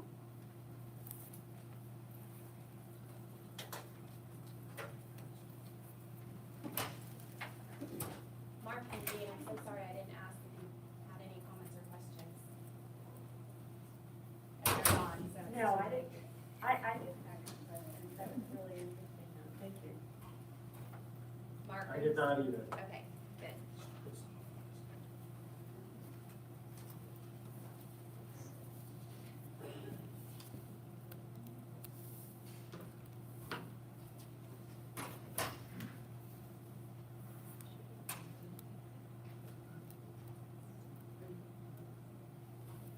You ready for the next one, Dana? We good? Yeah. Okay, Yeah, let's we'll go on ahead. then. Okay. So the next one is the board goals update, and we're going to start with the top 5 that the board gave us as their priorities. So we'll go with 218 on your handout there. This is Avid, and I will tell you through some of our presentations that we've had throughout the years, you probably know that we're doing a lot with Avid at the middle schools and the high school. We had the 2-day training in September, so we are now 100% all staff are trained and administrators with that. So we're seeing implementation of Avid strategies. They're doing additional conversations and what they can do through the teacher PLCs. They have a weekly newsletter that gives them ideas and things that they can do to implement. The goal for both the middle schools and the high school is to become site-wide Avid. There's actually, in this book, under the secondary site team, there's actually a certification process that they can go through. So I'm gonna pass that maybe up there, and you can kind of flip through it and see some of the things that they have to do to get that recognition. So it's an application process. So, and one of the first things was to maintain like a 70% of your staff are trained. Well, we're 100% right now. We'll have a little wiggle room if we have some people leave and have to wait to get trained for some new people. So I think they're well on their way to be site-wide. That's certainly one of the things that they're working on. Do you have any questions about the Avid strategies? I've heard a lot of positive feedback from it. I have heard nothing but positive. I mean, there were even some people at the beginning when we said everybody in the building has to do this. It's like, oh, really? here's the gamut, and you can pick which ones you want to go to, but the middle and high school had to go to Abbott. And after they left, they were like, wow, this was really a good training. So even though some of them that were a little like, wow, I don't get to choose, enjoyed it, I think, and came away with some good skills. So, yeah, I was pretty excited about that. The next one is 1-9, challenging and rigorous academic experiences. And I think you probably heard that mentioned a few times in the last presentation, more than once. That is always something we're working on. Again, I brought lots of handouts. You want me to get up? Yeah, I'll be your banner. Okay, you be my banner. There you go. So this is the framework for challenging and rigorous that we're talking about, the 4 different components for rigor, some of the things that we try to talk through, and part of it is that curriculum. Are we giving them, are we having those high expectations? Are we having grade level expectations for our students? So I think you heard probably in the ELA that moving to a curriculum that says this is what your standards are for this grade level, we weren't there in some of those. I mean, that's just some of what we're gonna have to transition. But those of you that have been on the board for a while, remember when we started with math, we saw some of the same thing. There were some gap skills until we got all of the grades through and then started seeing that continuity come up through. So I think we're seeing some of that again in ELA. But I will tell you, the 4 prongs of rigor and the training that we're doing along that, trying to say, you know, we're not gonna make excuses, we're going to maybe try to scaffold and help, but we're not gonna say, we're gonna settle for these scores just because, and then whatever the excuse is. So we need to start working on that, and I think we're doing a great job with our curriculum and the adoptions that we've made so far. We've also added dual credit classes at the high school, offering a lot of different pathways and different opportunities for the kids. And if you'll go to the document in there, you will see, I'm not going to go through all of them, but you will see just some of the different things that we're doing for the points of rigor and challenging curriculum, some of the training that we're doing. Any questions on that one? Next one is 3-4. That is the social emotional piece. You know, that's one of my passion ones, and Dana's there with me most of the time at those meetings, so she might be able to update you on this one as well. But what we put in here for this one is some of the communities that care survey data and just some of what we're looking at on a day-to-day on how we can improve and support our students. The one that we have in here is, have you ever seriously thought about killing yourself? For the state of Kansas, that was 18.7%, almost 19%. As a district, we were already at 19.1. So we started the Social Emotional Learning Advisory Council, and that group has been tackling several of these issues just like this. Right now, we're looking at bullying and some of the things that we can do for bullying. We talked about this one this last meeting. It's really nice because we have over 15 agencies represented. So the Live Well Finney County is there, Health Department is there, and they all give us resources. And one of the things that we also did was we started a parent university online, so that gives a lot of resources for our parents that may be dealing with these issues at home. Any questions on 3-4? Linda's gonna hand off to me for 3-5. So 3-5 deals with school partnerships, and just to highlight a couple of the things, really good news in our community about Empirical locating their business here, 300 jobs. I think a critical component of that was the ability of workforce and training for that workforce. So we were involved in a lot of conversations starting last fall, maybe even summer, with the college, with us, to prepare CTE pathways to meet the demands for the workforce that they will need in order to start and maintain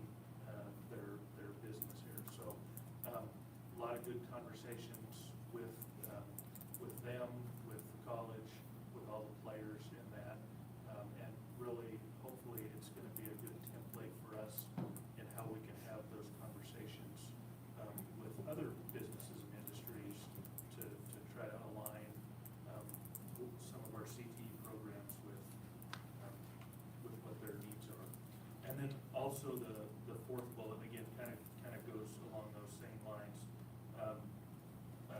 Happy to report to you that we've had 4 or 5 meetings with the college administration, and we've actually started meeting regularly in terms of our CTE pathways, but also on some dual credit options, and just kind of some of those things of where good things have happened in the past. I don't want to say by happenstance. I think there's been effort that's been put into it, but I think by increasing that regular communication and trying to focus on that a little bit more, we can identify even more ways that we can provide quality opportunities for our students. So those things are happening regularly now and with more frequency. Questions on that? We're going to slide down to the bottom of the document. Item 7.1 is the last of the board's priority goals that we'll discuss tonight. 7.1 is develop and implement a comprehensive technology plan, including training and ongoing evaluation, which encompasses the existing K technology plan and the one-to-one initiative.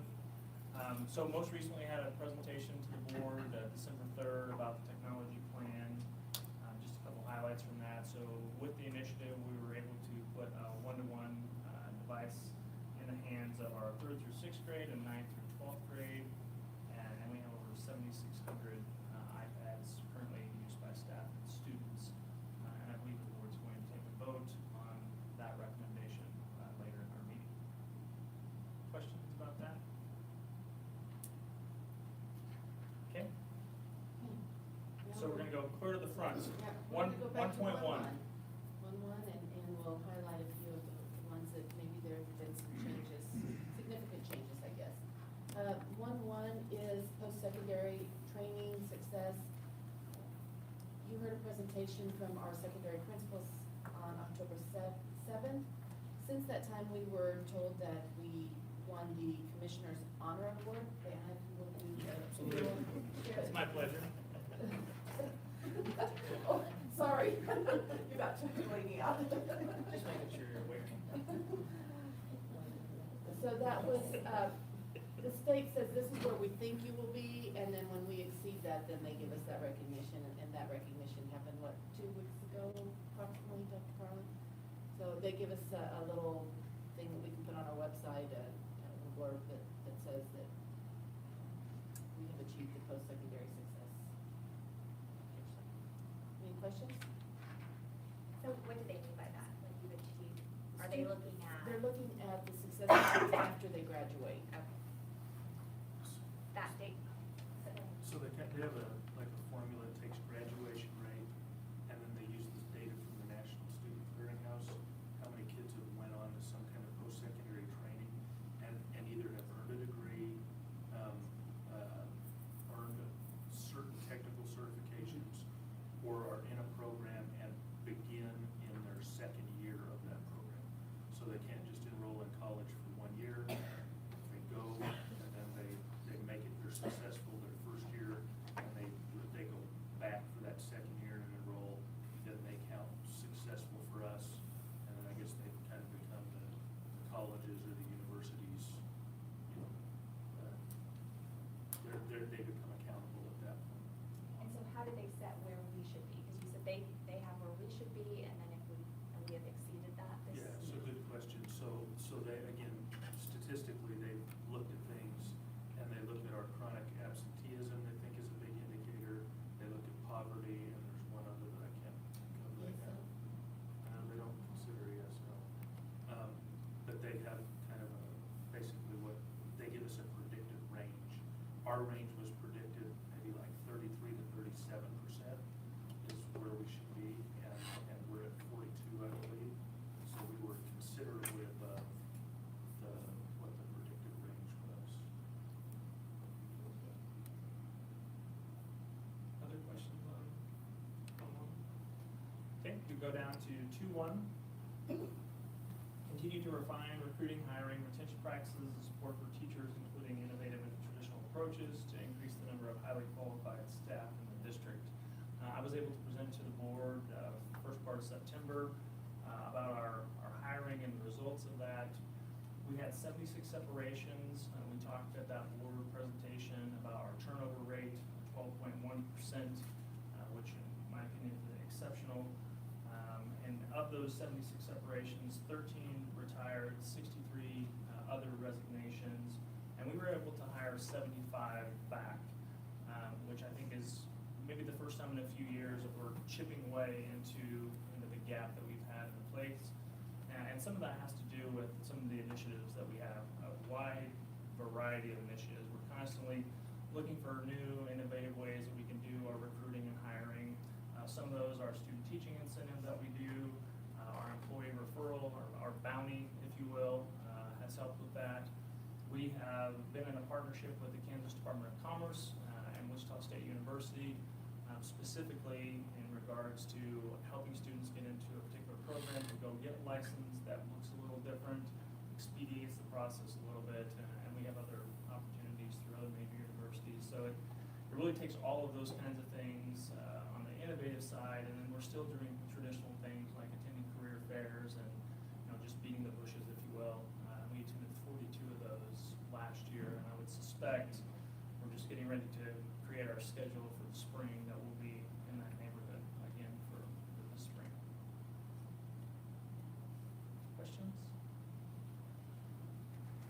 Okay, I think I'm up again. 2.5 is evaluate elementary, intermediate, and middle school configurations to determine if reorganization would lead to increased student achievement and efficiency and determine the most appropriate number of schools at each level. KJ and I are co-chairs of the Reconfiguration Committee. We had our first meeting last Thursday, and just as a recap, so Ms. Scott led a committee group over the course of last year and made a recommendation to the board on what, in that committee's opinion, was the best configuration. So doing a pre-K, K-5, 6, 8, 9, 12 configuration. And so our charge for this committee is, if the board decided to accept that, what would that look like? What are the impacts? Financial, use of facilities, those kinds of things. So we met Thursday. We have roughly 25 requests, invitations for participants, and we had 16 in our first meeting. So a nice cross-section of employees, architects, people from plant facilities, business people. So off to a really good start, and it's exciting to talk about the possibilities of that.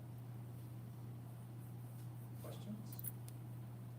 We will give a presentation, I want to say it's no later than the second meeting in May, I think is our goal for the board as our follow-up for that.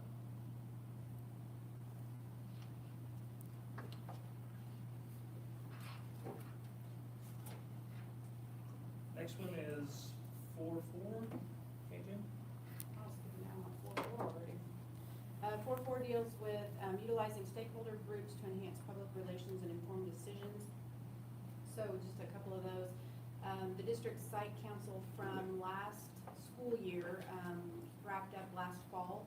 We got some really good feedback on how that process went and things that we can do better. We are working right now to finalize the district site council committee for this current year. And that committee will have the same task as they did last year, which is to bring recommendations to you for budget priorities. And we're hoping to have those to you guys in April. Glenda mentioned the, let me get the name wrong, the Social Emotional Learning Advisory Committee that began meeting back in August. And then the Reconfiguration Committee, we just talked a lot about that. And so that obviously has gotten underway and is off to a good start. Can I ask on that, are we having somebody go to the stakeholders meeting that's held quarterly? 10 o'clock Wednesday.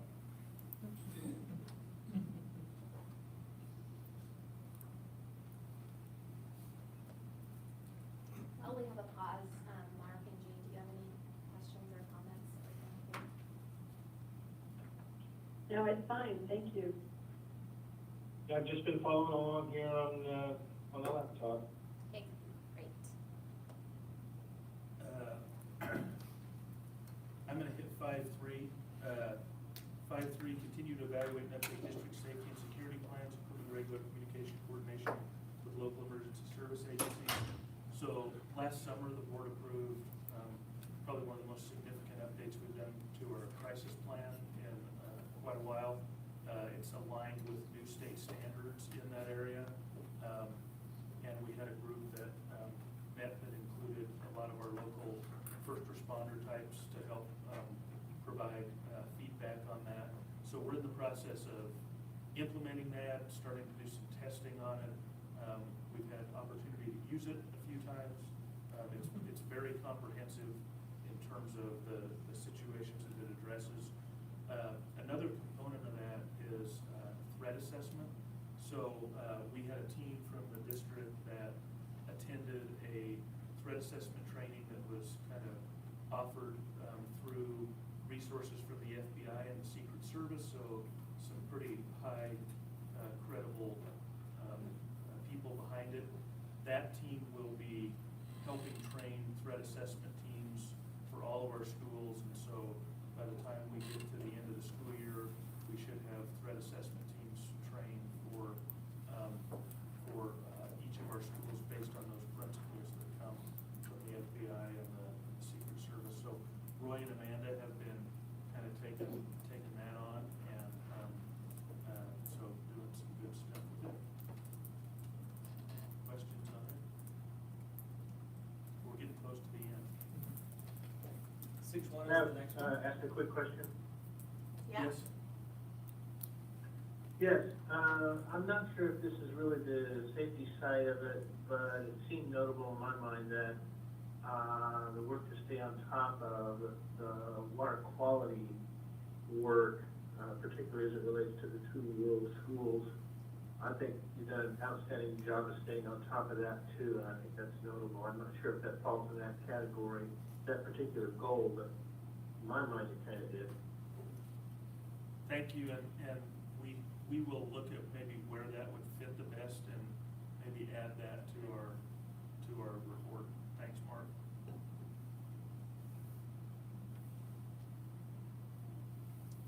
All right, 6-1 is the next one that we're gonna look at, which has to do with energy and natural resource conservation. The Long Range Facilities Committee, one of the things that they really looked at when they first got off the ground was LED lighting. And just every time we think we're ready to start and implement this district-wide, there's something new that comes as an alternative. And so John has been, what we were going to do is kind of been put on hold for just a little while he looks at the new alternative that he's found to see if that's going to be a better option for us. And once he gets more information on that, we'll progress on whatever plan he thinks is best at that time. One of the other things that we did last summer, we talked to you about the smart watering pilot that we did at Edith Sharman. That actually went really well, and so we're rolling that out to all of the other buildings in the district, and they hope to have that completed by the end of the summer. So that should really help with some of that energy and water conservation especially.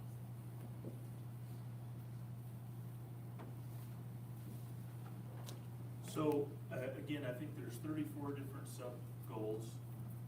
We've reported on all of those in writing, but we've picked 10 or 11 here tonight and just kind of highlighted those. So we do this on a semi-annual basis. We report in January and June on progress. So questions on anything? If there's anything you'd like to hit on, we'll certainly have to address that. Any questions, Jean and Mark? No. Jean? No, I don't have any questions. I just really like this process and reviewing them periodically like this. I think it's really good to see how far we've come and, what we're reaching for. So, thank you. Thank you. Thank you all. Thanks. Okay, we'll move on to unfinished business, the one-to-one device at Garden City High School. How do you want to approach this? So I can maybe start. We had a report, I think, at the December 3rd meeting, based on a request from the board from last year to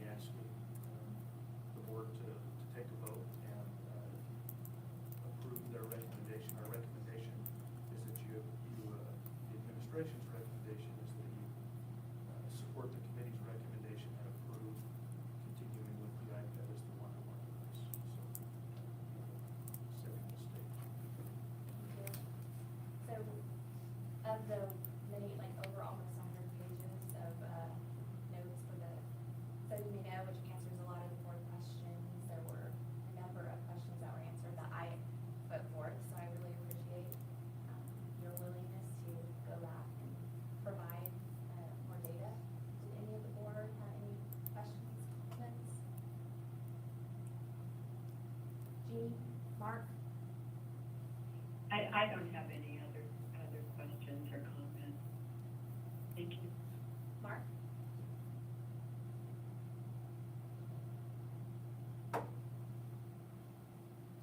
Mark? Are you there? I'm sorry, I had it on mute. I don't have any additional questions. Okay, well, for me, I obviously had a lot of questions. I feel like this is the halfway mark for the one-to-one initiative. We have 2 more phases left, is that correct? Second and 7th grade are to get iPads in 2020, and 1st and 8th are to get iPads in 2021. I'm not convinced that the current plan is positively impacting student learning and achievement at a level that demands its continuation. We've had the iPads at the high school for 8 years, and the data that was provided to me in terms of student achievement doesn't convince me that we should proceed as planned.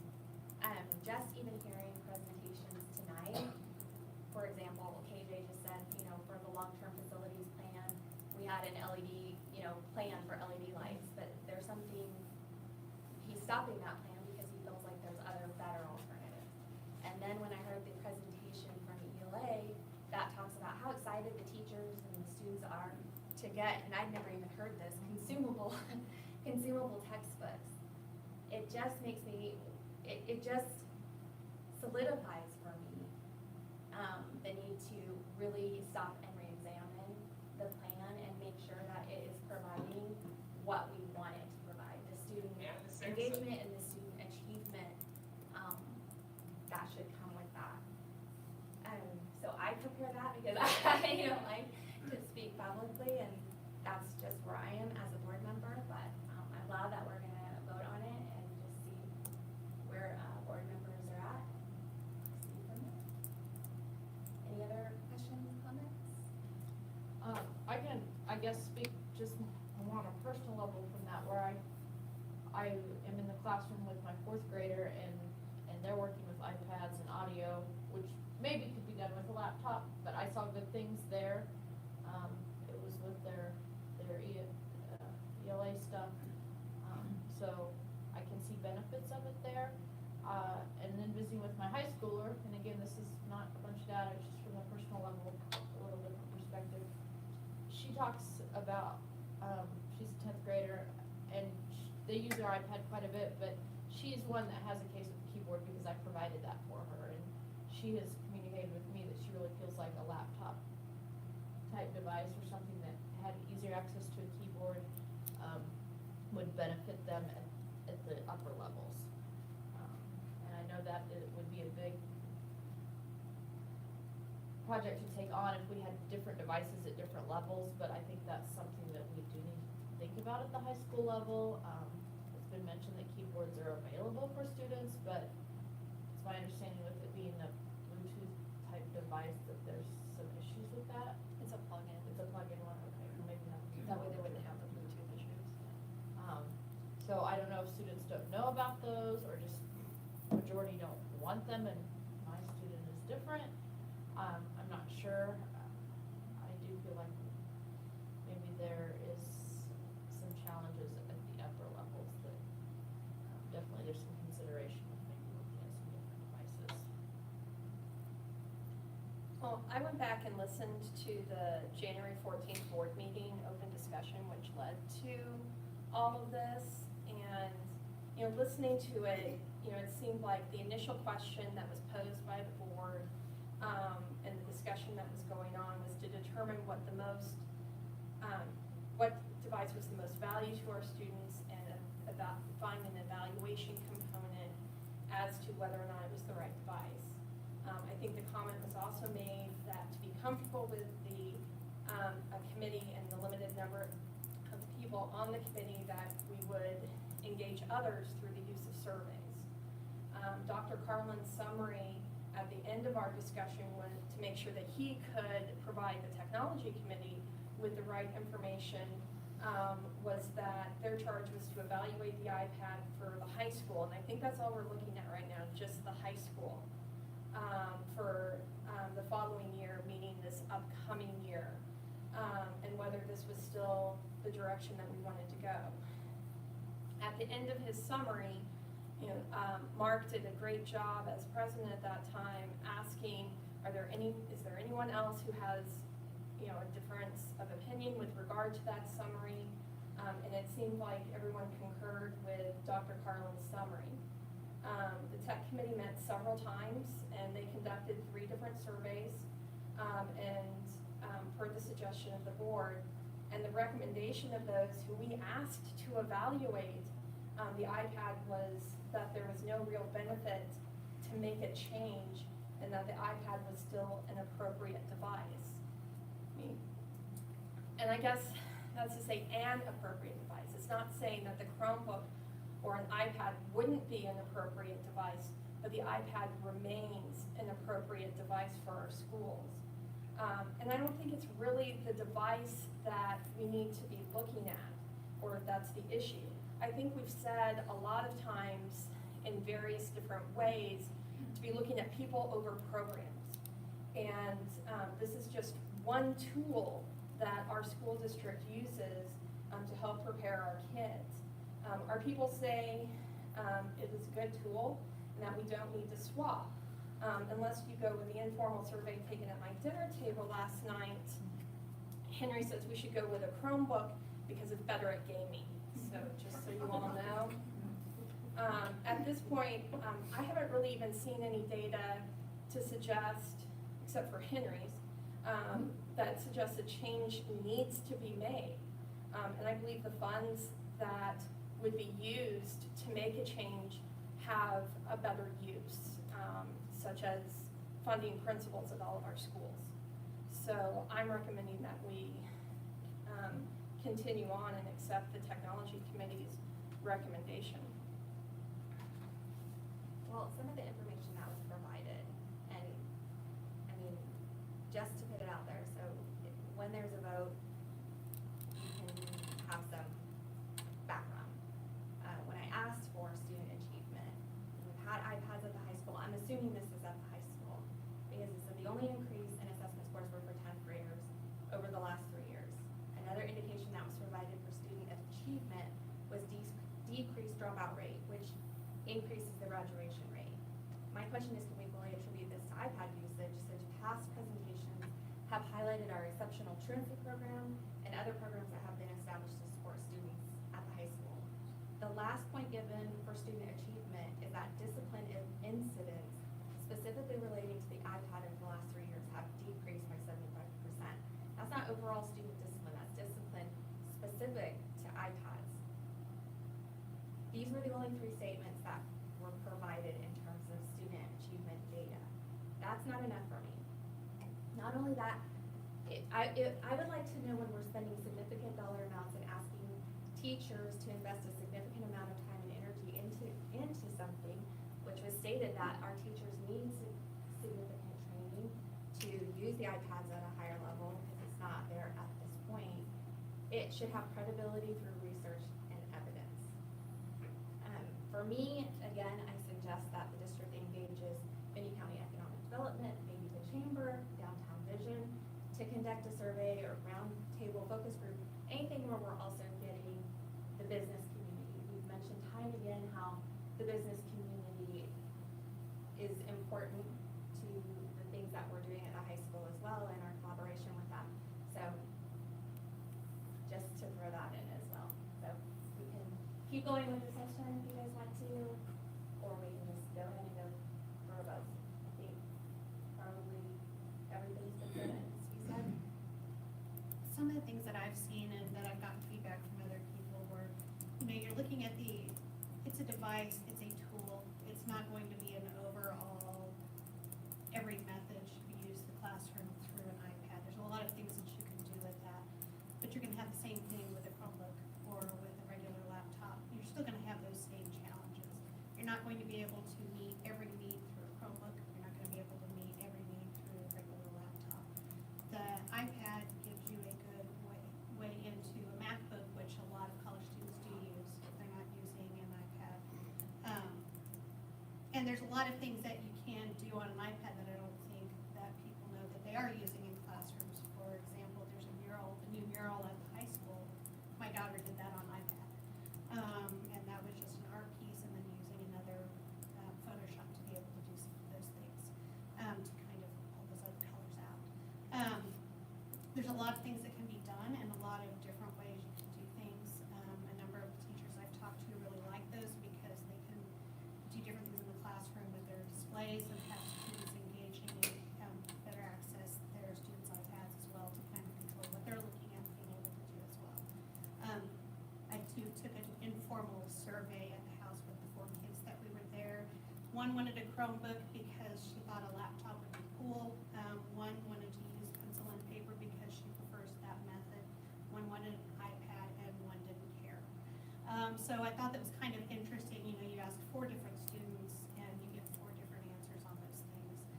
I think if we have the device that's working for the school district, and the technology department has done a lot of research on there because I was here for those, for that presentation and looking through their research too. I would say my recommendation would be to go through with the iPad and stick with that as well for right now. Okay, well, I think that's what we're gonna do, go ahead and have a vote. Okay, I move to approve the committee recommendation to continue with iPad at Garden City High School as high school one-to-one device. Okay, do we have a second? I'll second it. I'll second. Okay, all those in favor say aye. Aye. Aye. Aye.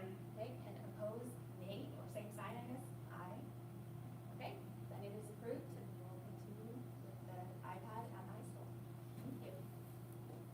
Could I make one statement, Madam Chair? Of course. I'm also presuming that we will continue our practice sort of as reported by that committee, having a 1 to 3 initiative, if you will, at the high school, using other technology platforms where, you know, as needed in the various classrooms. And so I have a certain expectation that that will continue as well. I just wanted to put that statement out there. Jean, did you have any comments? No, I think, you know, we've used those in the past and we're doing fairly well with them, and I don't see the need to change. I think the technology committee did a good job looking at all of the angles, but I think, you know, as Mark says, it's important to keep in mind, you know, that in the future we need to, you know, keep looking at this, and the other devices that are available at the high school need to be appropriate for the types of classes that they're taking. So I think this is the right decision for now. Okay, thanks, guys. Madam President, I could just mention Roxy was shaking her head or nodding her head yes when Mark was asking about the 1 to 3. So, and I was basing my decision off of that too, so. Thank you for saying that. I can see her doing that right now. Front row. Okay, well then let's move on to new business. We will start with the resolution to extend term of board officers and a resolution to set board meeting dates and times. Madam President, I move we adopt the resolution to extend the term of current board president Dana Naniga and current board vice president Laura Bors until successors for such positions are elected by the board at the July 6th, 2020 meeting. Do I have a second? I second. Thank you, Mark. Before you vote, can I just give a little background on this? Maybe for Janine's benefit. So, used to be we did board elections in the spring, and a lot of what we do organizing the board revolves around the school year. So that started July 1 and went through June 30th. When the state moved the elections to the fall through state law, they followed up a subsequent year, a year or two ago, and basically said they were going to move the officer elections to January unless districts wanted to take affirmative action to do that under the same process they've been using, same time frame they've been using from July to June. It seems to us, I think the board agreed, to kind of organize around the school year rather than But the effect of that is each January, the board will have to pass a resolution like this to extend the term of the officers. That's gonna be required under state law. In talking with Dana and Laura, since this is kind of one of the first times we've done this, we felt it was probably appropriate to do it as a regular agenda item. But this is probably something that can become a consent agenda item in the future because it I think in effect will be kind of a routine kind of thing. But that's the reason for needing to do this. The board chose to elect their officers in July, and then this allows the officers to complete the full year in those roles.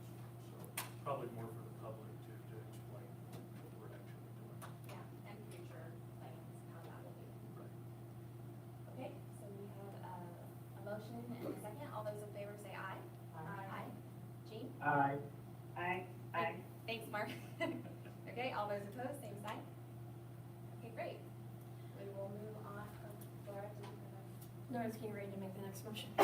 Sorry. You sighed too early. Okay, so we'll move on to naming of the soccer fields at Charleston Intermediate. We have one more Oh, motion. sorry.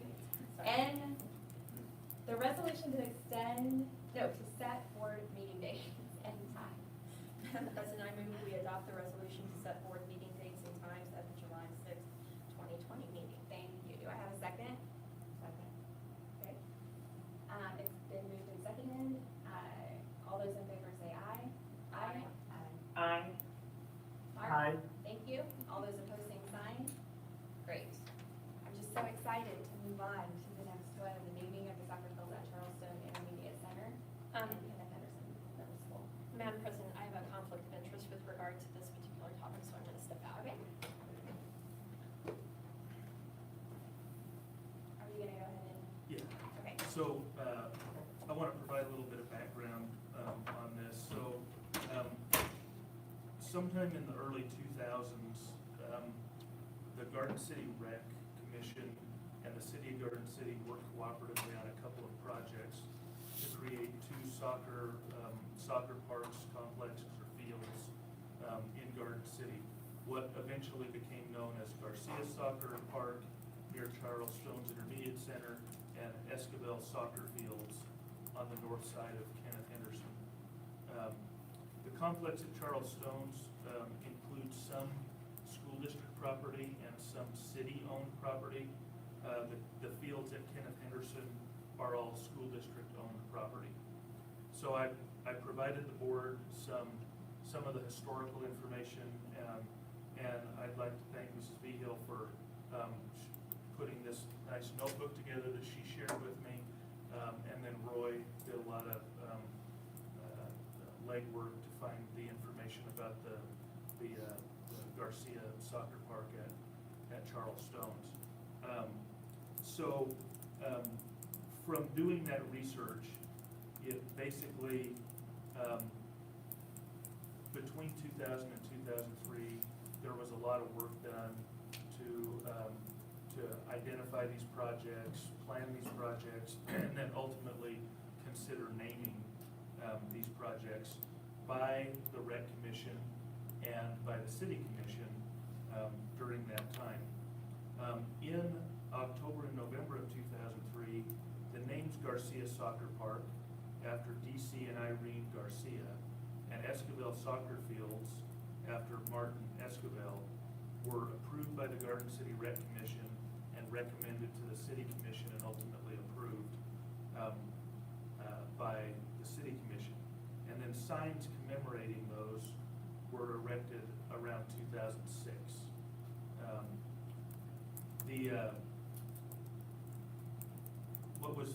What was interesting about that, however, was that there was no evidence that the school district, even though both of them, one includes all school district property and the other includes some school district property, that the district was not involved in that process.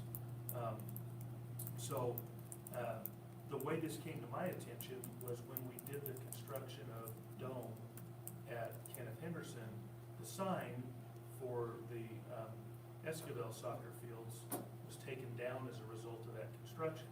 So the family came to talk to me about when's the sign going back up, which caused me to kind of dig into the circumstances, and consequently, you're hearing the report that you're hearing tonight.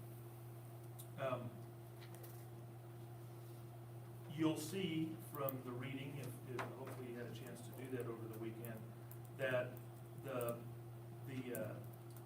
process that was used was very extensive. I believe in Mr. Esquivel's case, there were over 800 signatures that were acquired through the community in support of that. I think it was a well thought out process, and I do not know why the district wasn't involved at that point. I don't want to imply anything negative, but for some oversight, that didn't happen. Perhaps another reason that the district wasn't involved, at that point, I don't think we had even a policy about naming school facilities. In 2011, the district adopted a policy in April of 2011. It's policy FDD, naming a common space within or outside of a school, that allows one space to be named every year. Since 2011, I believe we have named 2 facilities, the Lori Peaster Gym at Kenneth Henderson Middle School and the Norman Clark Courtyard at Horsgood Middle School. But that policy didn't exist in 2003 when these conversations were happening. So I've also provided for the board a copy of that policy, so you're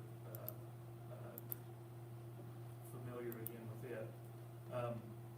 The issue really before the board is, so what is the appropriate course of action moving forward? We have identified kind of 3 options that I will put out there, and then I'll share with you the one that the administration's recommending.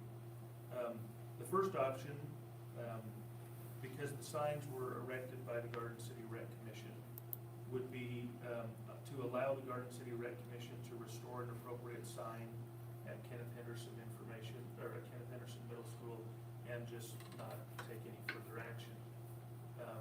Basically, the sign came down and it could go back up, and we go back to where we were. A second option would be to remove the sign at Garcia Soccer Park and ask to go through the process that the board has defined in policy FDD, where we go through and put the committee together and choose whether or not to name these facilities. A significant drawback of that would be the policy only allows 1 facility to be named per year, so the board would have to set aside their policy to allow more than 1. And a third option would be just to set aside the naming policy in this specific circumstance, and the board name those facilities so they're officially named through the school district as well. The administration's recommendation is option 3 in this case. These fields have in effect been named for 17 years or close to that. The signs were up for 14, have been up for 14 years. There was a process that went through. I think option number 1, where we just would put the sign back up, might then leave this issue for somebody 10 or 20 years down the road to wonder why the district hasn't named them, and so would be incomplete as well. But I think from the research that we did, again, there was an extensive process. There's not any reason why I think naming these facilities after any of the 3 individuals that were involved that would be inconsistent with the district's values or mission. And so I think at this point we would recommend that the board consider setting aside their naming policy and naming these facilities, at which point we would then pursue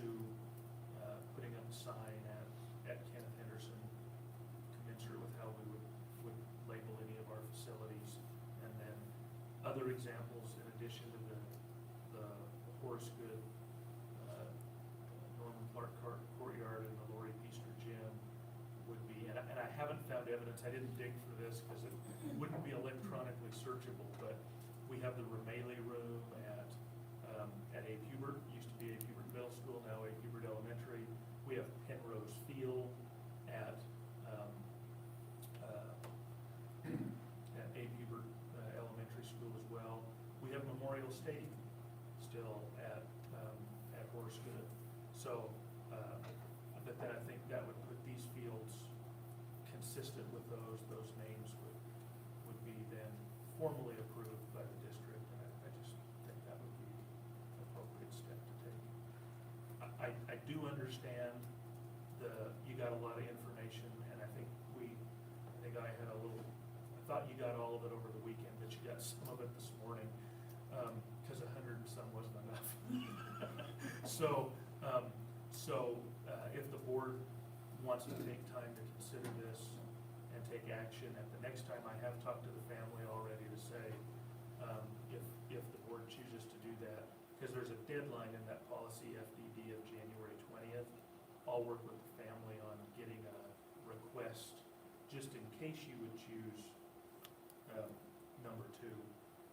And then if it's not needed, then if you come back and decide you're going to set aside the policy and name it, all that's required at this point is a letter starting the process. So just to clarify, option number 3 is leaving the names as is. correct. Right, okay, Yeah. just wanted to. Just setting aside your policy and the board taking action to name those 2 as they've already been named, and but then it's official within, we'll have a record where the district has named those common spaces, those schools. Any questions or concerns or discussion that wants to be had on this issue? Mark, Jean? I've got a quick question, if I may. If we stuck with the board policy, it's not unthinkable to name one this year and the other one next year, is that right? That is correct. But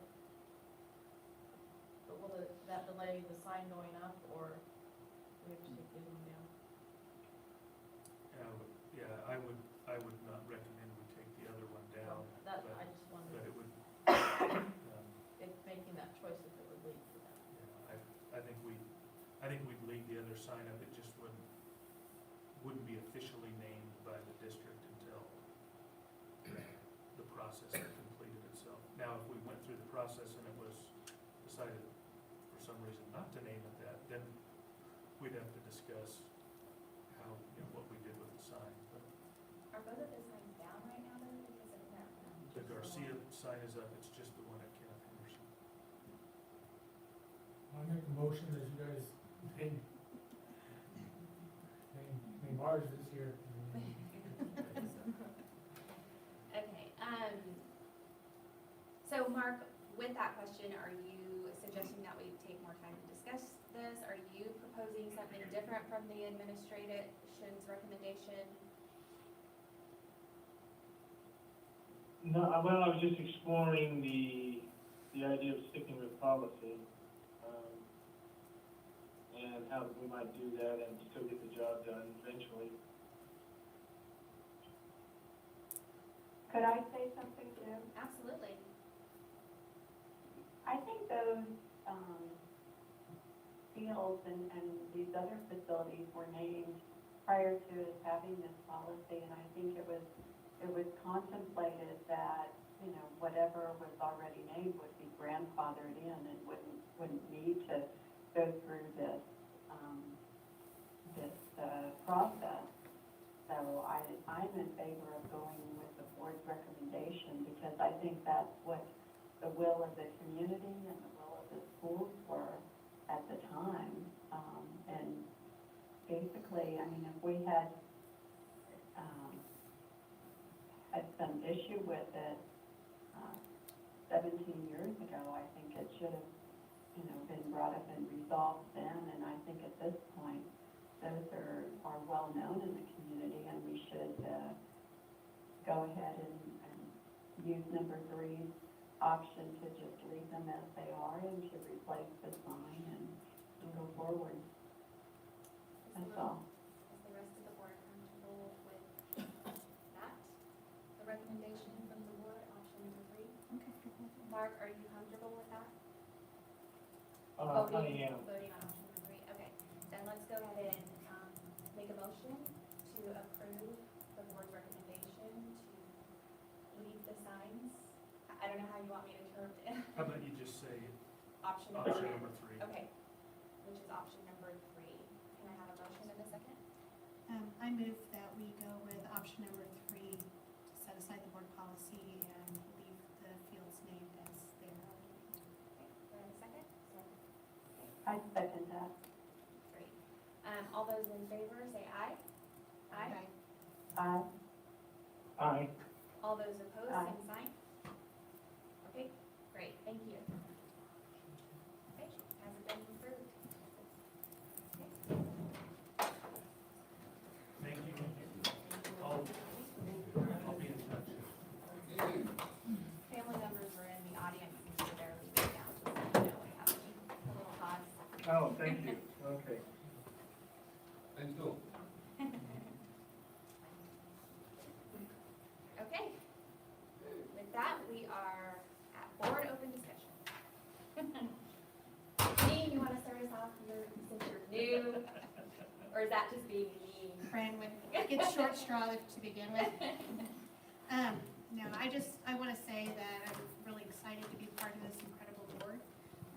Our school district does a lot of amazing things. I have the highest respect for our teachers, our administration, everybody who works for the school district. And so I'm really excited to be a part of it and just ready to dive in and get going.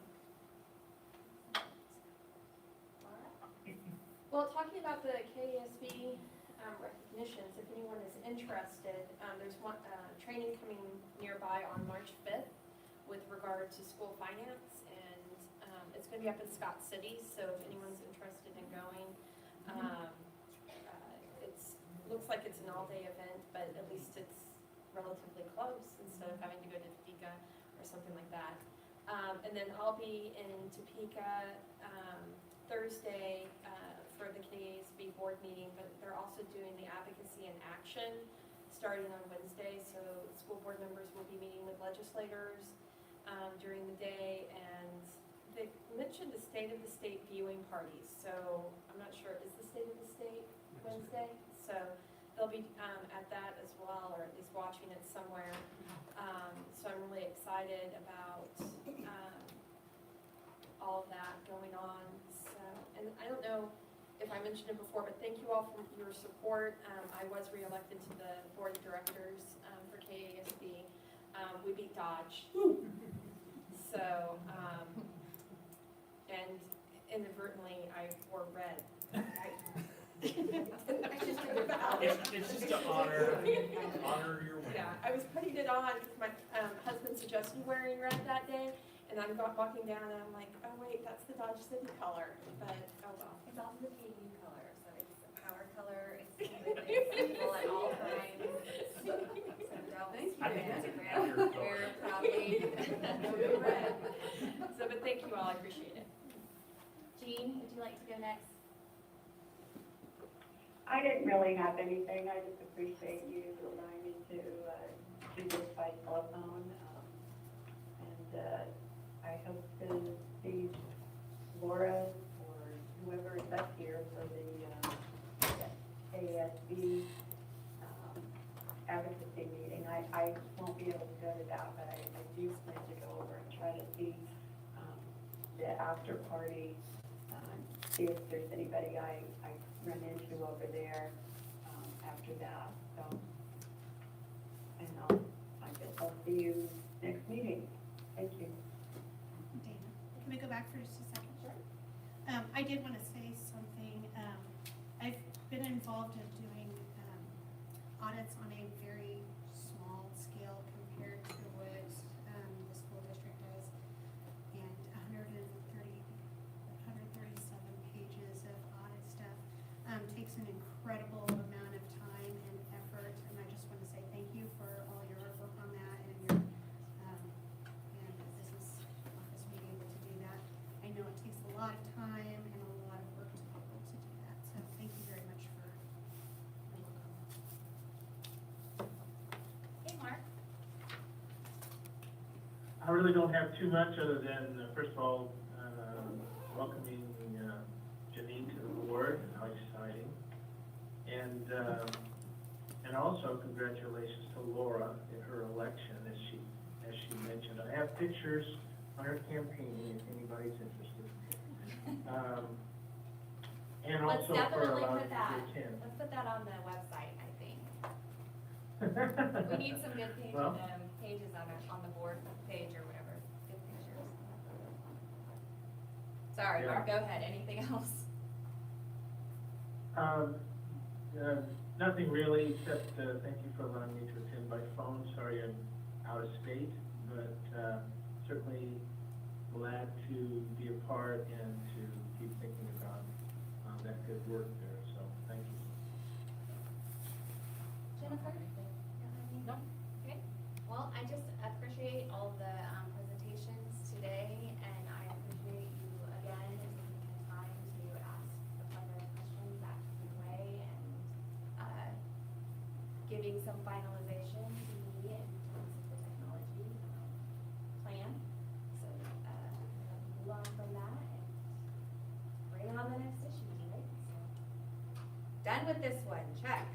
Next board meeting will take place on Thursday, January 23rd, 2020 at 5:30 p.m. in the board meeting room at the Educational Support Center, 1205 Gummy Street, Garden City. We will move on to executive session. How much time? Well, I'd say 10 minutes. Is it 15? Madam President, I move we go into executive session for 15 minutes to discuss a matter with our legal counsel pursuant to the exception for matters which would be deemed privileged in the attorney-client relationship under coma, beginning at, Can we do 45? Just to have a yeah, bit at of a break? 8:45. And the open meeting will resume in the board meeting room at 9 p.m. I would like to invite Dr. Carlin, Pete Hogan, and Randy Frizzell to join us in executive session. And I guess I have one question too. Jean, Mark, are either of you going to participate in this? Because it might be easier if we were in here since they're already on the phone. I don't believe I'll be able to. I'll have to bow out if I may. Jean, do you want to participate in executive session? She may have heard end of board meeting, so. I'm out of here.